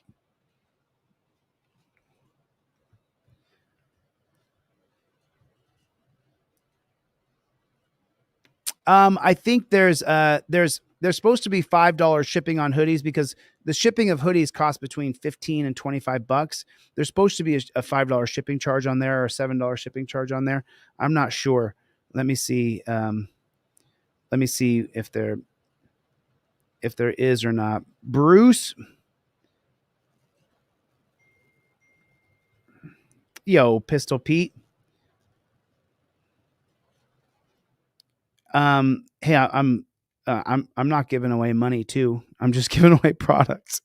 Someone just hit me up and requested. I get one or two a day, you know. I get one or two a day. So anyway, let me check. Let me see. Anybody else? Should I give away another? Well, let me look in the list. And should I give away another? Has anybody been here a bunch of times and they haven't got a? I mean, say whatever you want. You're welcome to say whatever you want. I'm not going to engage in any way, shape, or form. Good luck. Okay, so there was a $5 shipping charge. Yeah, there's supposed to be a $5. And just so you guys know, I have a tracking number for all people who ordered a hoodie. I have a tracking number here. So if you ordered a hoodie and you want your tracking number, just hit me up and I'll send you your tracking number. But I would rather you just held up and just wait a minute. You know, as soon as it gets there, it gets there. But I have a tracking number if you ordered a hoodie. So, yep, that's pretty exciting. Yeah, these hoodies, by the way, man, these are dope. I mean, I'll be honest with you. You know, I really couldn't be happier with both the design of the hoodie and the way it turned out with the silk screener, because I've had the same silk screener for a long time, and I'm really stoked with how this sweatshirt turned out. It ended up being. Thank you so much. I appreciate that, Josh. This sweatshirt ended up being really cool, you know, and it's warm. And then I've washed this one already. And when you turn it inside out, it's still the inside of it's super comfy. I mean, it's comfortable, you know, like, I mean, but I think you guys know, you know, I went downtown LA and I sourced this because any kind of, you know, if you buy a t-shirt from Teespring, you're just buying some garbage, you know, and I didn't want to sell garbage, you know. I mean, I make $20-$25 depending on if it's XXX, XX, if you live in far Florida or if you live in Arizona, the shipping charges, I make between $20-$25 somewhere in there. And so, but I'm not going to sell a hoodie that's not just badass. You know, I mean, I'm not going to, you got to put your hoodie on and be like, oh man, I feel good in this, you know, and that's what I want. You know, I want a hoodie that's comfortable and warm. And it's taken everything in me not to just start giving these away to people, but you know, it's oh, I know, I'm with you. Naya here said, I'm neither left nor right. You can't put my viewpoint in a box. I could do this also. I could do a couple calls real quick. There's a couple people. There's a couple people here that wanted me to give them a call about their situation. And let me see if I can reach David here. Dave, leave a message. So that's Dave. Let me try his home line here.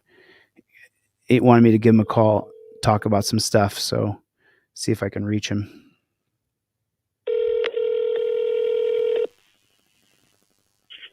Hello. Hey Dave, this is Chille from Delete Laws. What's up, man? Hey, how's it going? Good. I want you to know I'm recording the call and I got you live, so I just wanted you to know that up front before you said anything on the call that could mess you up. Oh, okay. So you're from the Upper Peninsula in Michigan? Yes. So can you if anybody recognizes your voice, they'll recognize you, but I'm not going to identify you past just Dave. But so what's going on up there on that peninsula? You know, I see on all these different web pages on Facebook and there's so much contention up there. What's going on up there? Well, the governor is, well, not the governor, but the legislators keep legislating new laws, and then the governor approves them. And recently, it's still about the solar panels. So now that the governor made it so they can supersede the local authority. So because they can do that, she can do that now, and it goes into effect, I think, in 30 days. I'm not sure if that's correct or not. But it's soon that now she's going to be able to implement all these solar farms that she wants to put all over the UP. Oh, and okay.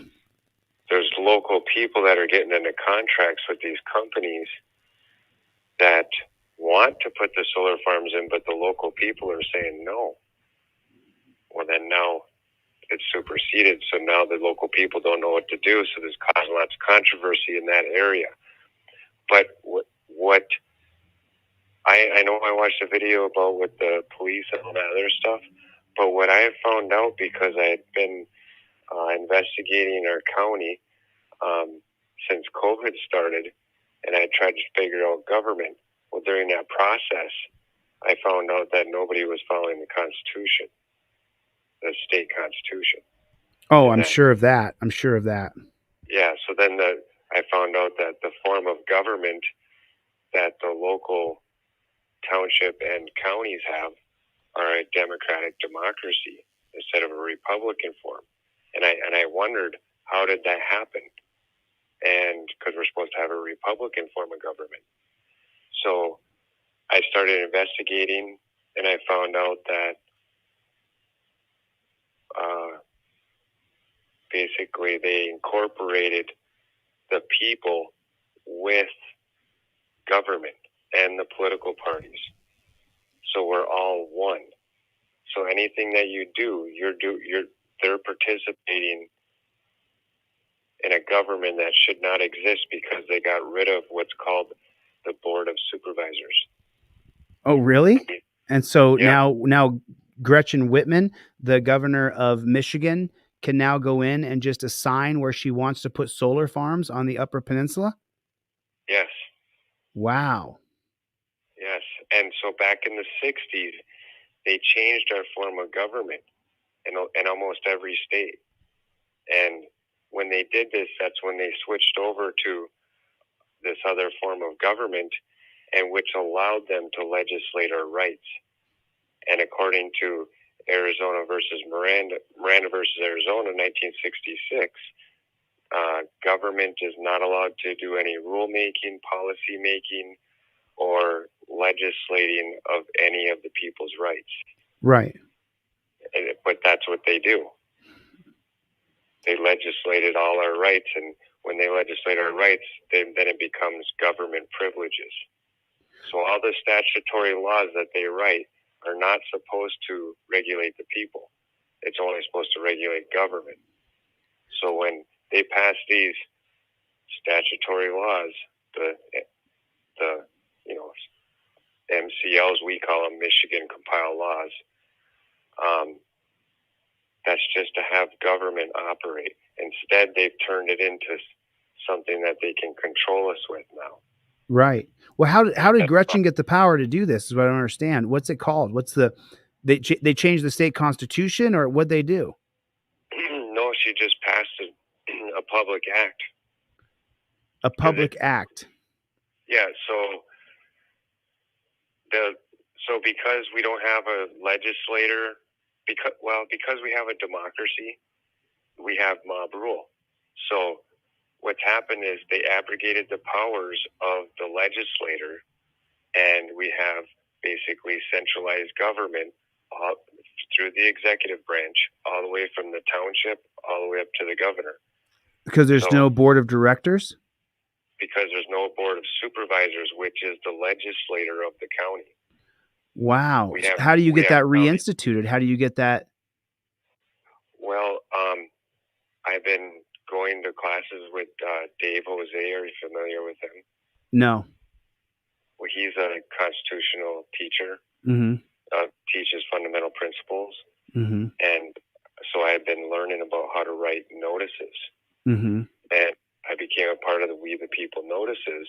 And there's 5 of us that have been working on the UP trying to get notices ready to restore the Board of Supervisors, because it says it in the Michigan Constitution that we're supposed to have it. Interesting. And in 1970, the Board of Supervisors that year transferred powers to the county commissioners, and that's unlawful. So I'm so sorry. So say I kind of lost track of someone said something, but so you're telling me that the power is now in the hands of the county commissioners on the Upper Peninsula? in the whole state. So wait a minute. So you're telling me, okay, it's all making sense now. I'm so glad I called you. So Dave Moyle up there, guy I met when I went up there to advocate for Garrett Van Nett, Press with Rancor. So you're telling me that the power now resides in the county commissioners in every different county in the state of Michigan? Yeah, yes. And this happens. So what happens is the county commissioners are actually a committee of the board of supervisors. That's who created the county commissioners. Okay, so then And does Gretchen Whit does Gretchen Whit, how do you say her name? Gretchen. Does Gretchen need the county commissioners to put the solar farms on the Upper Peninsula? Yes. So she needs the vote of the county commissioners to put the solar farms on the upper. Is that correct? No, not that way. She can just do it, but she's gonna they have to still make sure and verify some things with the county commissioners to like verify that they're allowed to overtake us somehow. I don't know. It's worded very vaguely on how it's all going to work right now because it's new. But the county commissioners are involved. And one thing to remember is the county commissioners are the executive branch that were created by a legislative branch that doesn't exist anymore. So that's how they centralize government into the executive branch. So what the commissioners do is they have created state contracts with the state corporation. So when they say we have the health department and drug court and all these different things, those county commissioners create the contracts in 1970, and we've had those same contracts since then. And then they use public acts to regulate those contracts.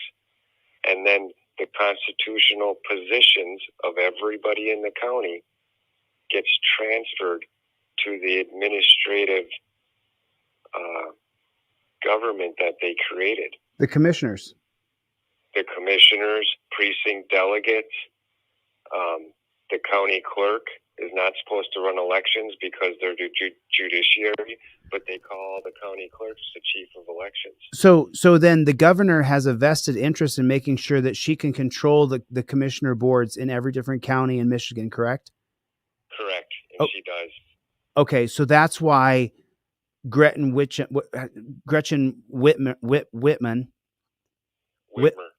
that's why she put Kelly Van Goven on her Facebook page and promoted Kelly Van Goven's cupcake shop because she's trying to take the seat of Dave Moyle. And if Whitmer gets Kelly Van Goven on the commission in the county commissioner's chair and takes Dave Moyle's chair, then she could get a majority vote on the Upper Peninsula's county commissioner board. Yes. And that's why they want the prosecutor to be the county lawyer, because the prosecutor protects the democracy, and the prosecutor does not swear an oath to the Constitution. They're the center controller of all this. The prosecutor is? The prosecutor. They call him the chief law enforcement officer. The prosecutor of the Upper Peninsula, Lauren Wickman, is the chief law enforcement officer up there. Yeah, that's what you can look at any webpage. Even in my county, they say the same thing. Everybody has a different position because we have the wrong form of government. You're gonna have to. Can you draw me a picture of this, Dave? Can you draw me a picture of how that government works? Of how I have a flow chart for you. I can't wait to see it. I want to see how Whitmer has absolute control when she can control each and every county commission. I can't believe I'm talking to you about this right now. Oh, bro, this is this is big news. This is crazy. But you did this. You put this all together. I was just waiting to call you until I had the right time. And wow. That's why they're trying to get rid of Dave Moyle. That's why they're trying. Yes, you're right. They get rid of David Moyle.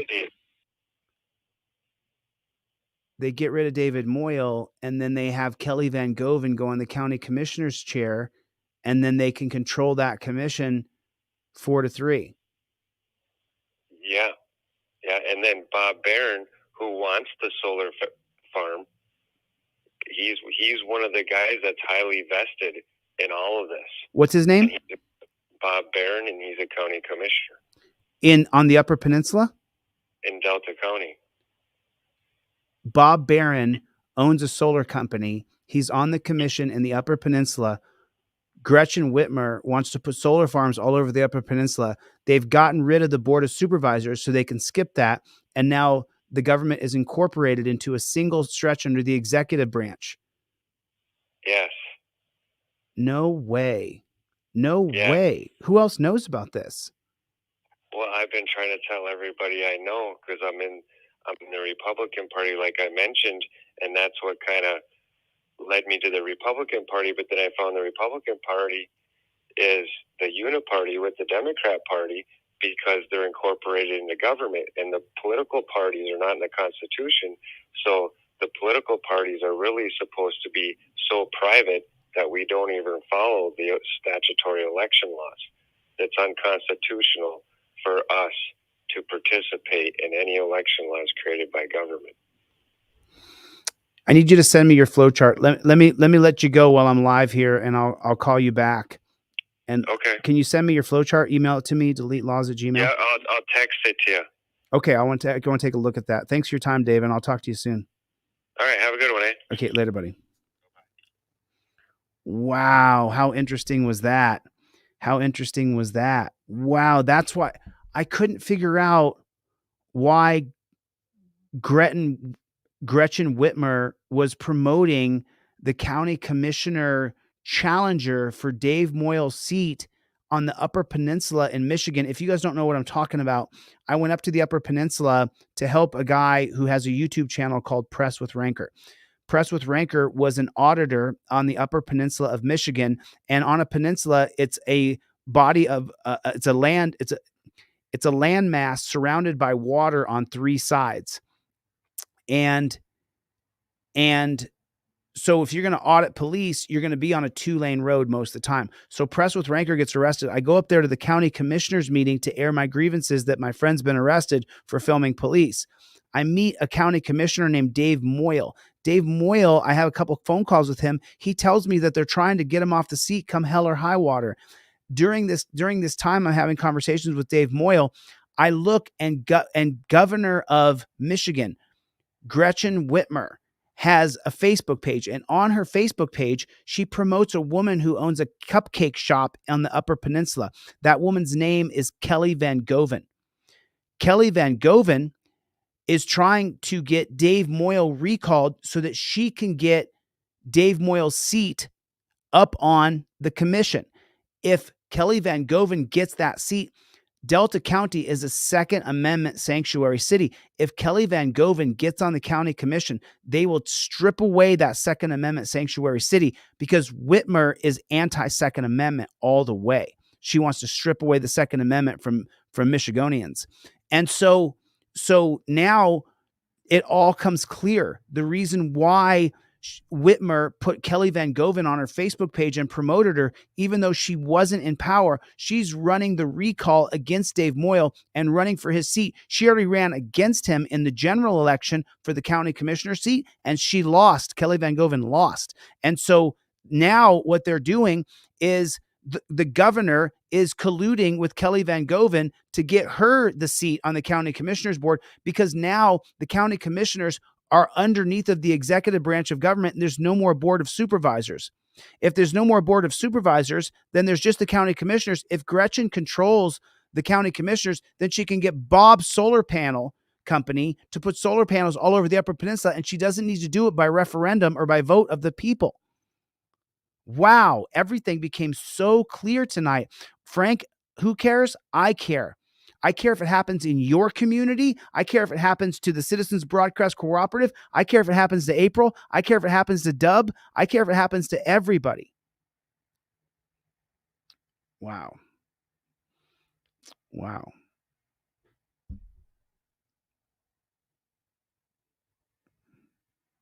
Well, but you're not voting for that though, Candace. So I got to talk to some people on the Upper Peninsula. I'm going to be calling a few of you guys that I've talked to. So Candace Hathaway here writes, I'm a Trumper, and I also heavily believe in federal legalization of MDMA and psilocybin. Well, Candace, but that's not what you're voting for. You're voting against that. That guy, Trump, he would never agree with you. He wants to indemnify police, hold them harmless so we can't sue them. He said it in Newsmax.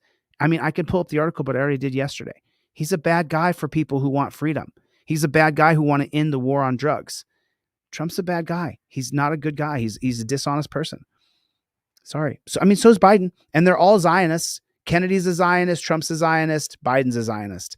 And I'm not for Zionism. I'm for a free Israel with Israeli people, and I'm for a free Palestine with Palestinian people. So I'm just blown away. I'm just blown away with what I just heard. Now I see why Whitmer was promoting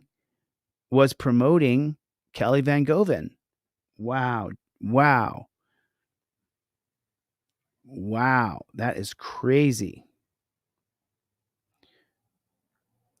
You might want to watch my live stream from about 1 hour and 45 minutes in until 1 hour and 55 minutes. Wow. And I have the flow chart right here. He sent it to me. Wow. I'm going to send that to Press with Rancor as well. Wow. I'm sorry. I'm so blown away. Forgive me. So listen, y'all, I got to put these back at 25 after Christmas. I'm not going to go back up to 30, but I'm going to go back up to 25 after Christmas. Don't hold it against me. I'll give away 3 for 2 when I go back up. So if you get 2, I'll give you 3. If you get 3, I'll give you 4. So if you get multiple, I'll give you an extra one. If you guys order my trifold, I got it at $20 right now. If you get 2, I'll give you 3 right now. If you get the trifold, the indestructible trifold that I send with a rubber band. So if you get 2, I'll give you 3. Yeah, I'm a classic liberal all the way. And listen, you know, I'm of Jewish heritage. I'm Colombian Jew on my dad's side, and I'm German Irish on my mom's side. And, you know, you have 2 grandparents. And so I'm certainly not against my own people. All my best friends are Jewish. All my investors have been Jewish. Most of my investors have been Jewish. I'm not saying anything negative about Jews or anything like that. I'm saying that I don't want to massacre or genocide. I think the Jews over there, the Israelis, need to pull back and stop the killing. If you want to occupy the region, then occupy it. Bring in NATO if you have to. I mean, but this murder and stuff's not looking good for us. Yeah, I don't see how people could vote for Trump, to be honest with you. I don't see how people, Monty said Trump supporters ain't too bright and vote against their own interests.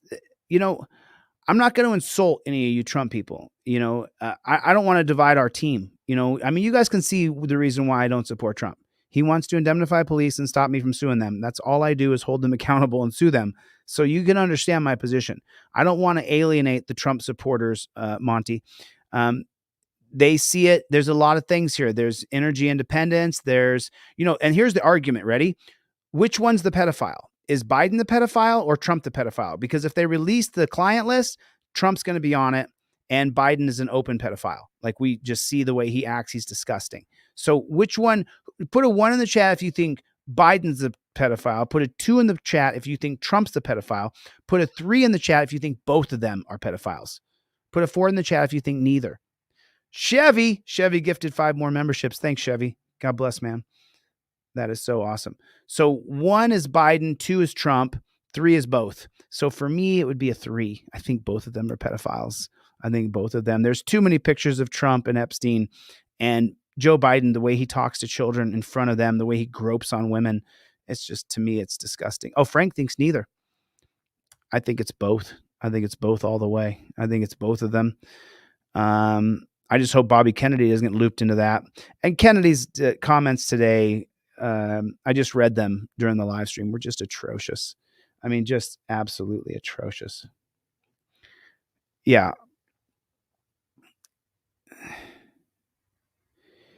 Yeah, it's the live I'm on right now. ... I'm texting you right now as I'm live because you have to hear what this guy just told me about the Upper Peninsula and take a look at that chart and study it. It's insane. It's insane. Thanks, Chevy. God bless you, man. Chevy. Yeah, I mean, I think it's both of them. I think it's both. Yeah, I mean, Dr. Donna, I can't stand, but he can't run as a Dem. So, and he was against the mandatory jab. So, I mean, what's the overall sentiment? Anyway, listen, listen, we're talking a lot of shit tonight, having fun. It's Christmas, I'm giving away this stuff and, all these things, and we're having a good time, but don't let them divide us. If you vote for Trump, you're voting against your interests. If you vote for Biden, you're voting for a police state. So it's not like you're going to vote for Trump or Biden and you're not going to get more of the same. So, but don't let them divide us, Yeah. So this is going to release. So Dave Hall asked, when will be an upshot on Ironton? So, American Patriot will come out, over Christmas. So I'll have like 30 or 40 episodes for you guys to watch of American Patriot. Each one's like 10 or 15 minutes. So, but don't let them divide us. Thanks, Dave, for reminding me about American Patriot, but don't let them divide us. We have a common goal. Don't let them turn us against one another. I hate Trump, man. I hate Biden. I hate them both. Don't judge me because I don't support the criminal that they said that you got to vote for. Like George Carlin said, you think you got a vote? You don't. It's an illusion. You got presented Trump. You got presented Biden. You never got presented the person because if you could get presented the person you wanted to vote for, it wouldn't be either one of those guys. You would find a person who's ethically based, that cares about other people, that understands the problems that regular peon Americans face, not the ones who appoint John Roberts, not the ones who appoint Supreme Court personnel who don't care about us. And so you wouldn't vote for either one of these people. You simply wouldn't. And that's a fact. You would not vote for either one of them. I wouldn't. I can't see how you would. Why would you vote for people who don't love you, that don't care about you, that don't care about your family, about your plight, about your life? And neither one of these people care about us at all whatsoever. Trump, Biden, neither one cares about us. They completely oblivious to the peons, and we are peons to them. And I gladly take the role as leader of the peons because I will win the governorship and I will change this shit from the top down. Guarantee it. Guarantee it. I'm not a one-trick pony. I got more things going on that I haven't shown you guys. There's a lot of things I have not shown you yet that I'm doing right now that are all around me that I can't show you yet, but I will. It's coming. It's coming. All right. Should I give away another trifold real quick? I should give away one more trifold, right? Just give away, let's give away two more. Let's give away two more trifolds. It's right now 8:06. Go to my website, deletelaws.com. Go to contact, put your full name and mailing address. The next two people who contact me, I'm going to give you, I'm going to mail you both a free trifold and a free cop card. So this is a free trifold and a cop card for the next two people. It's 8:06 right now. 8:06 right now. Brian, did you get the last set that I sent to you? I'm going to give you another set, Brian. I'm going to give you another set, Brian, in South Carolina. I'm going to give you another set. Brian, but did you get the last ones that I mailed out to you? Because I mailed you out. You won before. I'm going to give away two more because Brian, you're not going to beat Brian. Brian is so fast on the fingertips. Every time I say I'm doing a drawing, Brian's email comes in first. Brian, you won. I'm going to give it to three people instead of two.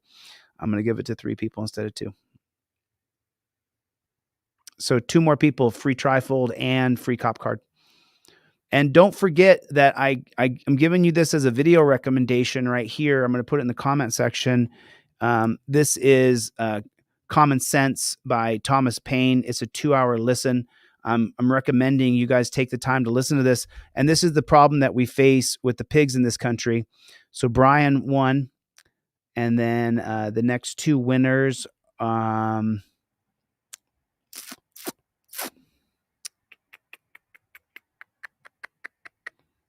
I got so many inquiries coming in. You have no idea. Anthony, you didn't send your address, dude. Anthony S.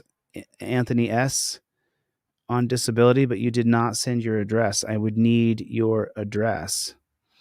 And then Daniel Ricky, I would need your mailing address, bro. I'll take a screenshot, but you got to get me your mailing address. So those are the three right there. I got Brian, another set. Because Brian, you won before. You won before.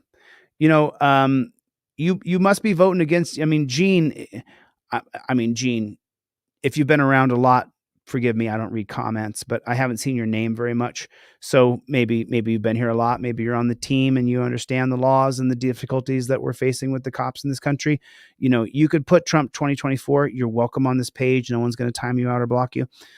However, you know, if you're against the police state, prison state, death state, Gene Pettis, then I don't know how you could put Trump 2024 when he's openly said that he wants to indemnify police and make it so we can't sue them. I don't really understand that. How could you put your check mark next to his name? How could you say check mark with this guy right here? I don't understand it. You know, I don't get it. I don't get it. I don't understand, you know? So, you know what I'm saying? So I don't understand it. I don't understand. It's confusing for me. But just so you know. Common Sense by Thomas Paine. Narrated by Michael Scherer. www.americanaphonics, with concise remarks on the English Constitution. Some writers have so confounded society with government as to leave little or no distinction between them, whereas they are not only different, but have different origins. Society is produced by our wants, and government by our wickedness. The former promotes our happiness positively by uniting our affections, the latter negatively by restraining our vices. The one encourages intercourse, the other createth distinctions. You see? The first is a patron, the last is a punisher. So do you see what I'm saying? The cadence at which the reader reads the thesis to you that was written by Thomas Paine in 1776, similar to how I speak when I'll say, hey, how are you today? There's clear definition between the words that I'm saying, so it's easy to understand the meaning of the words. That cadence and the way that you speak, that sentence, had you read that in Thomas Paine's thesis called Common Sense, if you said, I'm just going to read it, you may have struggled with what Thomas Paine wrote there. Is produced by our happiness, by restraining our vices. The one encourages intercourse, the other createth distinctions. The first is a patron, the last is a punisher. Society in every state is a blessing, but government, even in its best state, is but a necessary evil. In its worst state, an intolerable one. For when we suffer or are exposed to the same miseries by a government which we might expect in a country without government, our calamity is heightened by reflecting that we furnish the means by which we suffer. Government, like dress, is the badge of lost innocence. The palaces of kings are built upon the ruins of the bowers of paradise. For were the impulses of conscience clear, uniform, and irresistibly obeyed, man would need no other lawgiver. But, that not being the case, he finds it necessary to surrender up a part of his property to furnish means for the protection of the rest. And this he is induced to do by the same prudence which in every other case advises him out of two evils to choose the least. So what he just said was that you're willing to give up part of your property to the government for the government to protect your property, but the government's the biggest evil you're facing. Listen to carefully the words he says. Government, like dress, is the badge of lost innocence. The palaces of kings are built upon the ruins of the bowers of paradise. For were the impulses of conscience clear, uniform, and irresistibly obeyed, man would need no other lawgiver. But, that not being the case, he finds it necessary to surrender up a part of his property to furnish means for the protection of the rest. He Would need no other lawgiver. You don't need another lawgiver. But, that not being the case, that's not the case. You need government to protect you, to help you. That's what we're led to believe. He finds it necessary to surrender up a part of his property. He surrenders up a part of his value, a part of his worth, to furnish means for the protection of the rest. To furnish the means, which is the government, the means for the government to protect the rest of his property. He gives up some of his money so the government will protect the rest of his property. And this he is induced to do by the same prudence which in every other case advises him out of two evils to choose the least. Wherefore security, being the true design and end of government. Security is the true design. Wherefore security, being the true design and end of government. The true design and end of government. Government is only a violent security force. It unanswerably follows that whatever form thereof appears most likely to ensure it to us, with the least expense and greatest benefit, is preferable to all others. In order to gain a clear and just idea of the design and end of government, let us suppose a small number of persons settled in some sequestered part of the earth, unconnected with the rest. They will then represent the first peopling of any country or of the world. So just a group of people, middle of nowhere. In this state of natural liberty, society will be their first thought. 1,000 motives will excite them thereto. The strength of one man is so unequal to his wants, and his mind so unfitted for perpetual solitude, that he is soon obliged to seek assistance and relief of another, who in his turn requires the same. 4 or 5 united would be able to raise a tolerable dwelling in the midst of a wilderness. So he's saying people will bond together because they don't want to do all the work, so they lean on each other, and then they need 4 or 5 of them to establish a house where they can all defend it, caretake, bring in the food. But one man might labor out the common period of life without accomplishing anything. When he had felled his timber, he could not remove it, nor erect it after it was removed. Hunger in the meantime would urge him from his work. He's saying if you're alone, you might not be able to do it all yourself. Every different want would call him a different way. You would have lots of different things you had to do to hunt, to get the food cooked, to get the house put together, to make sure there's shelter, to make sure there's warmth, to make sure there's fresh food to eat. So you wouldn't be able to do everything by yourself, is what this stanza is saying. Disease, nay, even misfortune, would be death. For though neither might be mortal, yet either would disable him from living, and reduce him to a state in which he might rather be said to perish than to die. Thus, necessity, like a gravitating power, would soon form our newly arrived emigrants into society, the reciprocal blessings of which would supersede and render the obligations of law and government unnecessary while they remained perfectly just to each other. But as nothing but heaven is impregnable to vice, it will unavoidably happen that in proportion as they surmount the...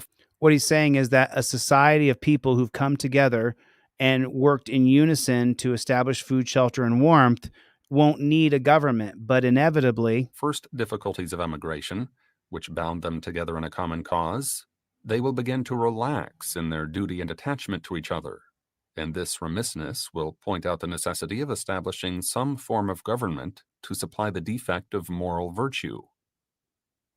So government is there for when people have a defect in their morals, when they steal, when they embezzle, when they assault. So you understand the word? To each other. And this remissness will point out the necessity of establishing some form of government to supply the defect of moral virtue.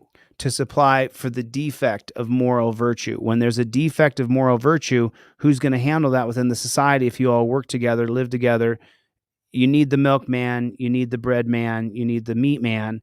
Well, if one of you does something wrong or violates another person's rights, then who's going to deal with that defect? It's going to be government, which government's fundamental structure is that they are security. Some convenient tree will afford them a state house, under the branches of which the whole colony may assemble to deliberate on public matters. it is more than probable that their first laws will have the title only of regulations and be enforced by no other penalty than public disesteem. So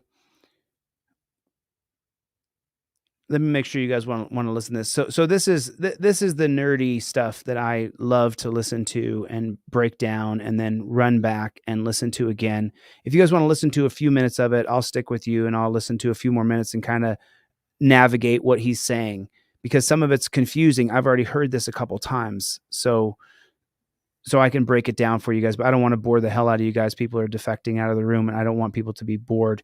But to me, I find history extraordinarily interesting. Some convenient tree will afford them a state house. So he's saying that this group of people who have this random place have found a tree, and this is their state house where they're all going to gather at this tree, like Avatar. Under the branches of which the whole colony may assemble to deliberate on public matters.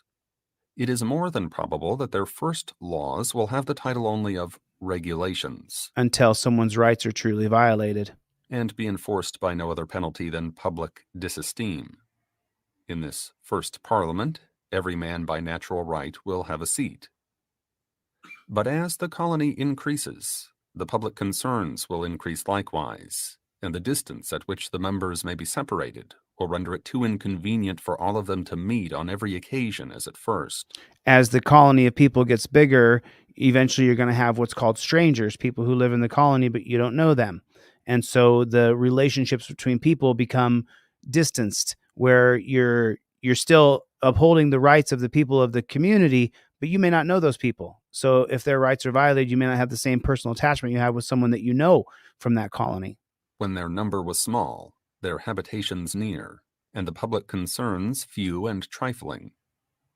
This will point out the convenience of their consenting to leave the legislative part to be managed by a select number chosen from the whole body, who are supposed to have the same concerns at stake which those have who appointed them, and who will act in the same manner as the whole body would were they present, or voted for them in our republic. Because remember, this is common sense, written in 1776. There was no representative republic created yet. So he says people who are appointed. And who will act in the same manner as the whole body would were they present. If the colony continue increasing, it will become necessary to augment the number of representatives, and that the interest of every part of the colony may be attended to, it will be found best to divide the whole into convenient parts, each part sending its proper number. So a representative government is what he's talking about. You divide a large community up into sections and then pick a leader from each section, and that's the representative government that we have today. But he's writing about these ideas in 1776. And that the elected might never form to themselves an interest separate from the electors, prudence will point out the propriety of having elections often, because as the elected might by that means return and mix again with the general body of the electors, in a few months their fidelity to the public will be secured by the prudent reflection of not making a rod for themselves. And as this frequent interchange will establish a common interest with every part of the community, they will mutually and naturally support each other. Because they're all commoners. The people who are the appointed representatives, they have the same common things in common with the commoners. And on this, not on the unmeaning name of king, depends the strength of government and the happiness of the governed. If the people who are appointed or elected, eventually will be elected, do the bidding of the people, it will create harmony. Here then is the origin and rise of government, namely a mode rendered necessary by the inability of moral virtue to govern the world. A mode rendered necessary by the inability of moral virtue a mode rendered necessary to govern the world. Namely, a mode rendered necessary by the inability of moral virtue to... So the inability of moral virtue. Government is created because the inability to have moral virtue. And that's the reason why we have government, is because of the character flaws of people. And he says it so eloquently here in his thesis. Of the governed. Here then is the origin and rise of government. The origin of government is what exactly? When you hear people say, we don't need government, well, then what do you do with the crazies? This is why I had such a hard time when I came into this 1A community with some people, because they want to abolish government.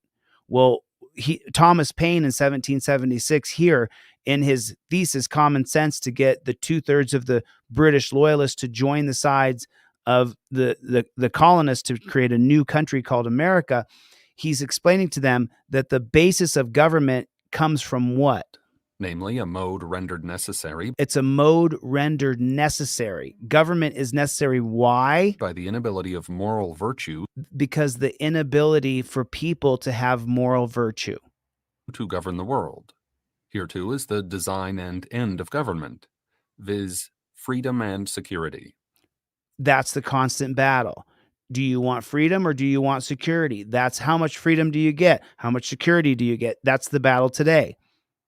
And however our eyes may be dazzled with show, or our ears deceived by sound, however prejudice may warp our wills, or interest darken our understanding, the simple voice of nature and reason will say, it is right. So no matter how convoluted you become, no matter how rich or poor you get, you're always going to come back to the basis of right and wrong. I draw my idea of the form of government from a principle in nature, which no art can overturn, viz. That the more simple anything is, the less liable it is to be disordered, and the easier repaired when disordered.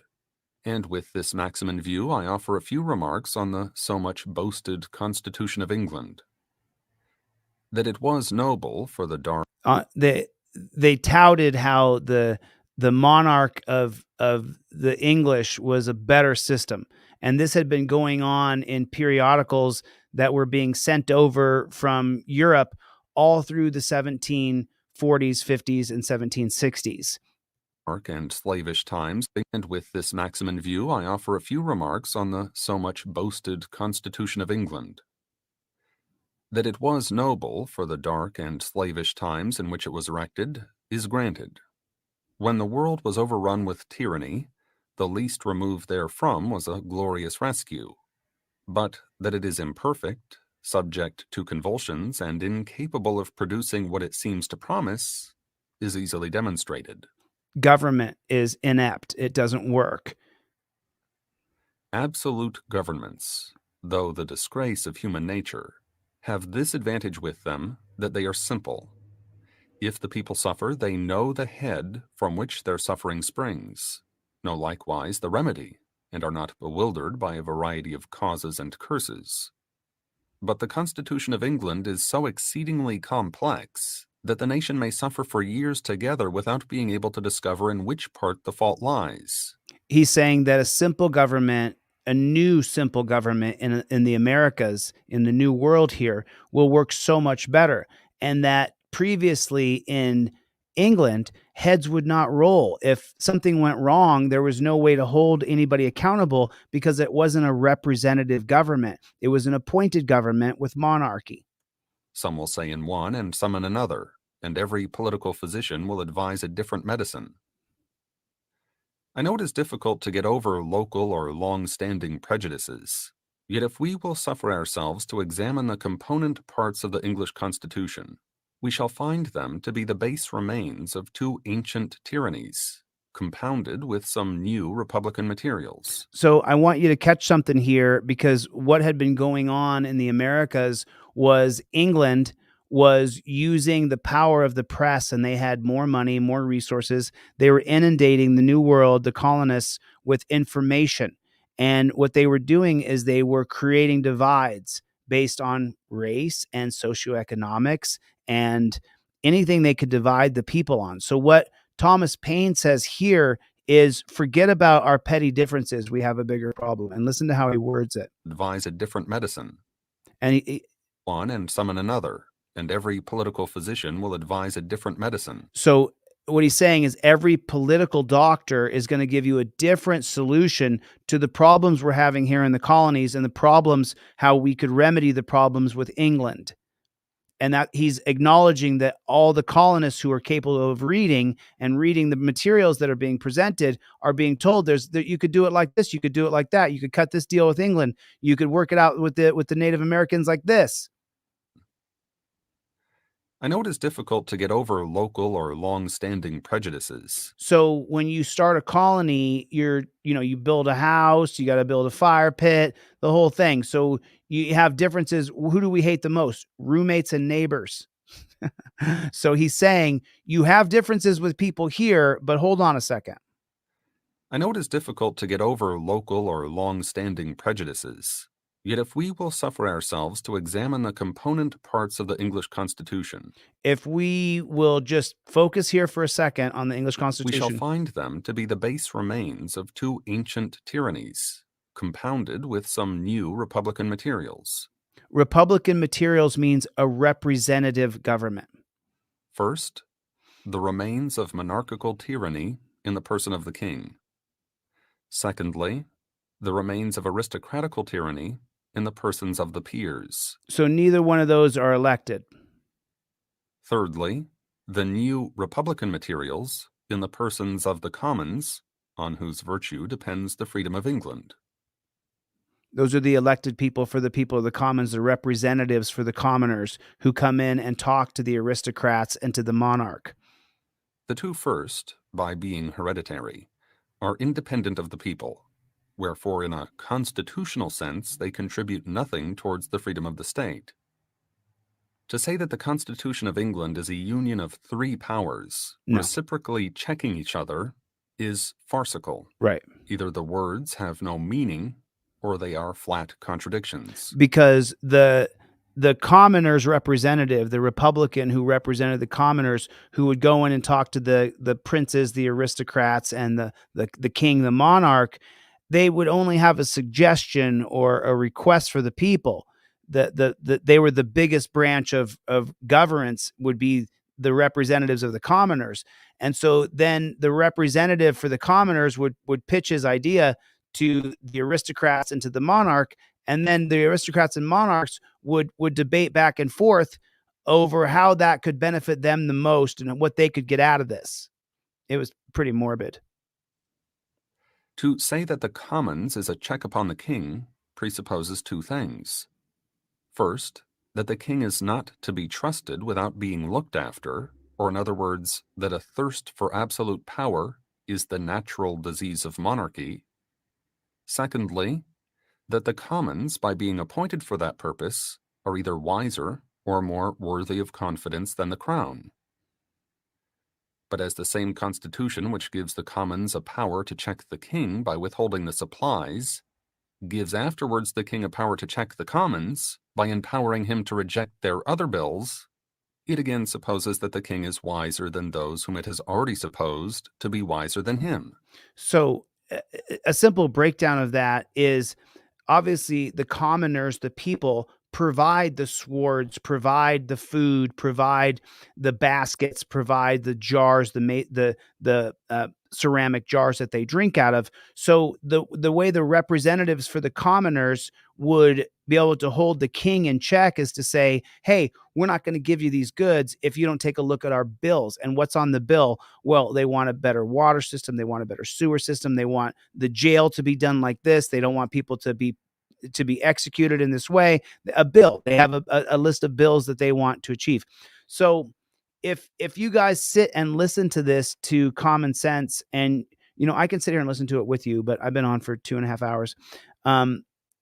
And I want to get the trifold shipped out tomorrow and hope that people here close to the West Coast, it's Wednesday, the 20th. If I get these shipped out tomorrow morning, then you should be able to get your trifolds hopefully by Christmas or the day after Christmas, So anyway, listen, if you guys want me to, though, I'm more than willing to. Oh no, Gene, you are. No, Gene, you, Gene, and today, so Gene Richards said he's not a commoner. You are. I would even go further, Gene. I would say you're a peon. Yeah, me too. So, I'm just saying, we are just absolutely nothing burgers to the representatives, It's all been bastardized. Our country is a joke. We don't have representation. So let me tell you how bad it's become as far as representation. So, yo, Brian, what's up, man? I finally saw your name. So here's how bad it is. Not only do we not get government representation, the Sherman antitrust laws, they have not worked at all whatsoever. Not at all since the 1920s, 30s, 40s. We haven't had any antitrust laws. We now have corporations like YouTube and Facebook and Google and Red Hat, these companies that are so big, BlackRock, that they can't possibly service the people who are their consumers properly. Amazon, they can't possibly have any kind of real service. As you know from Amazon, if you order something, if it's not right, sometimes they just say, keep it. So that's how bad it is. That's how bad it is. Nice to see you, April. Thanks for coming. Nothing but love for you, hon. Thank you for coming. I appreciate it. Derek, it's so glad. I'm so glad you guys came. KT, so good to see you. Yeah, I'm going to try to get these, got you, Playboy. Oh, just now, Bruce. All right. Let me, okay, Bruce, I got you, man. I got you. Clown Patrol. Nice to see you. Nice to see you, Gene. Good to see you, my friend. And don't be offended, Gene. I'm just being honest. I got nothing but love for you, brother. You could even vote for Trump. I still love you. Think you're making a bad mistake, but I mean, listen, Quanon, I've never seen you here before, man.